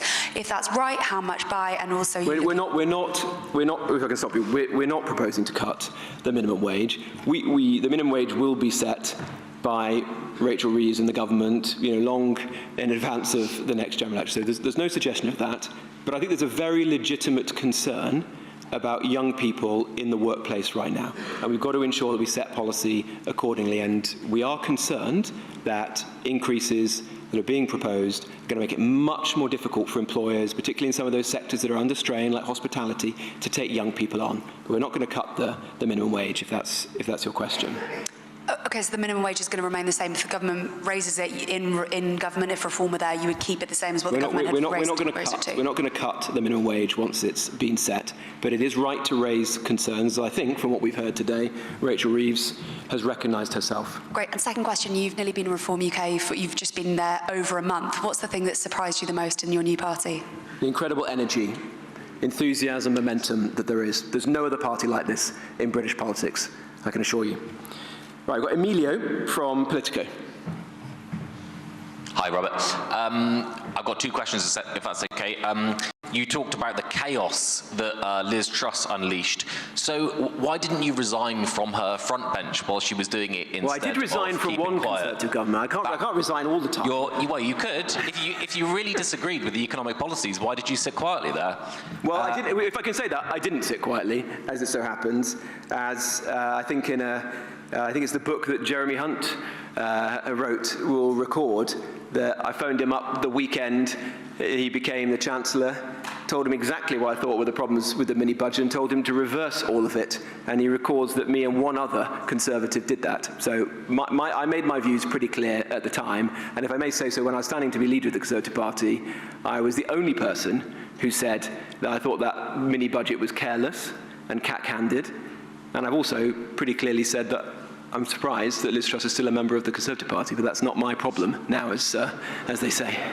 Well, thank you for that. And I want to ask you about your new head of policy, James Orr, who last August he said that the Russian invasion of Ukraine is a regional Slavic conflict that he didn't care very much about. And he said that the UK approach of defending Ukraine is dangerous and championed the Hungarian approach, which is basically blocking support to Ukraine. Do you agree with that? And is this the man who should be devising foreign policy for reform? Look, firstly, Reform's position is very clear. Reform stands with Ukraine and against oppressors like Vladimir Putin. There's no doubt about that. James is a very talented man who I've known for a long time. We worked together many years ago. He's one of the most intelligent, thoughtful people, fantastic understanding of policy, understanding of geopolitics. He's a great asset to the party. I'll go to Tim Stanley now from the Daily Telegraph. Thank you. Good morning. Rob, when you were a Conservative MP, you said that Nigel must have, quote, had one too many pints before pledging to abolish the two-child cap. No, I can't believe that's the case. Well, you've clearly won the battle on this policy. So does this U-turn, plus keeping the OBR and keeping bank independence, represent the end of populism in reform and the Toryfication of the party? And on the policy itself, you say you want to be the party of alarm clock Britain, but as you know, working families also benefit from lifting the benefit cap, which is predicted to draw hundreds of thousands of people out of relative poverty.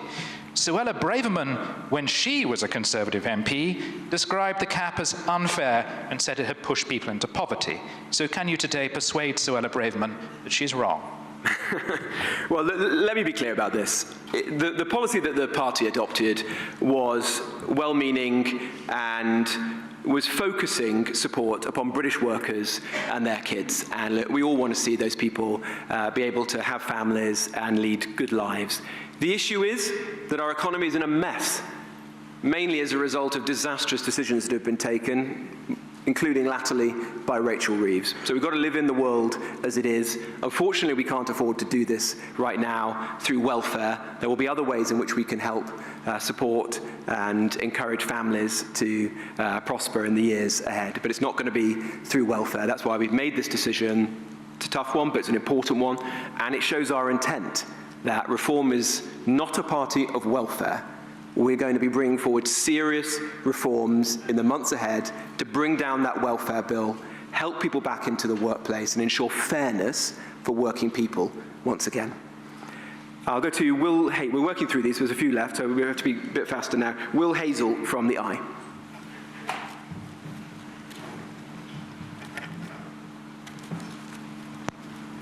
Thank you very much. Robert, you mentioned labour rights as an area where Britain could gain a competitive edge, I think you said. Do you have any particular rights in mind which you think we should get rid of? And if I may, Nigel Farage is a very dominant figure in the Reform Party. Are you confident you will have the latitude you need to determine policy? And sometimes a Chancellor has to say no to their Prime Minister. Are you prepared to say no to Nigel? Well, I've only worked with Nigel for a few weeks, but it's been extremely positive. I found him to be immensely hardworking, which I respect. Somebody with incredible knowledge and understanding of politics and the economy. Some real-world experience, who worked here in the city and is, rather different record to some of our chancellors and prime ministers. And somebody who is good at working with people, and that's exactly what we want to do. We want to have a good working relationship. Nigel is the leader of the party, so it's not surprising that at the end of the day, he's the person who makes the final decisions. And what a relief it is to be in a party with a strong leader who everyone respects. I think that would be a good thing generally for other political parties. I'll go to Max from Guido. Oh, sorry. Well, there we have it, the big economic announcements from the Reform Party, and it kicked off with several U-turns. The Reform Party no longer supports the abolition of the two-child benefit cap. The Reform Party no longer supports the abolition of the Office for Budget Responsibility. Robert Jenrick casting a more cautious note on reform economic policy. Well, it seems quite a wise move, because you know how these comments come back to bite you. So Robert Jenrick talked about how it falls to Reform to fix Britain, a new economic model. He said many chances of unleashed chaos. Britain needs reform. They believe in fiscal responsibility. And it's interesting because Rachel Reeves sort of said the same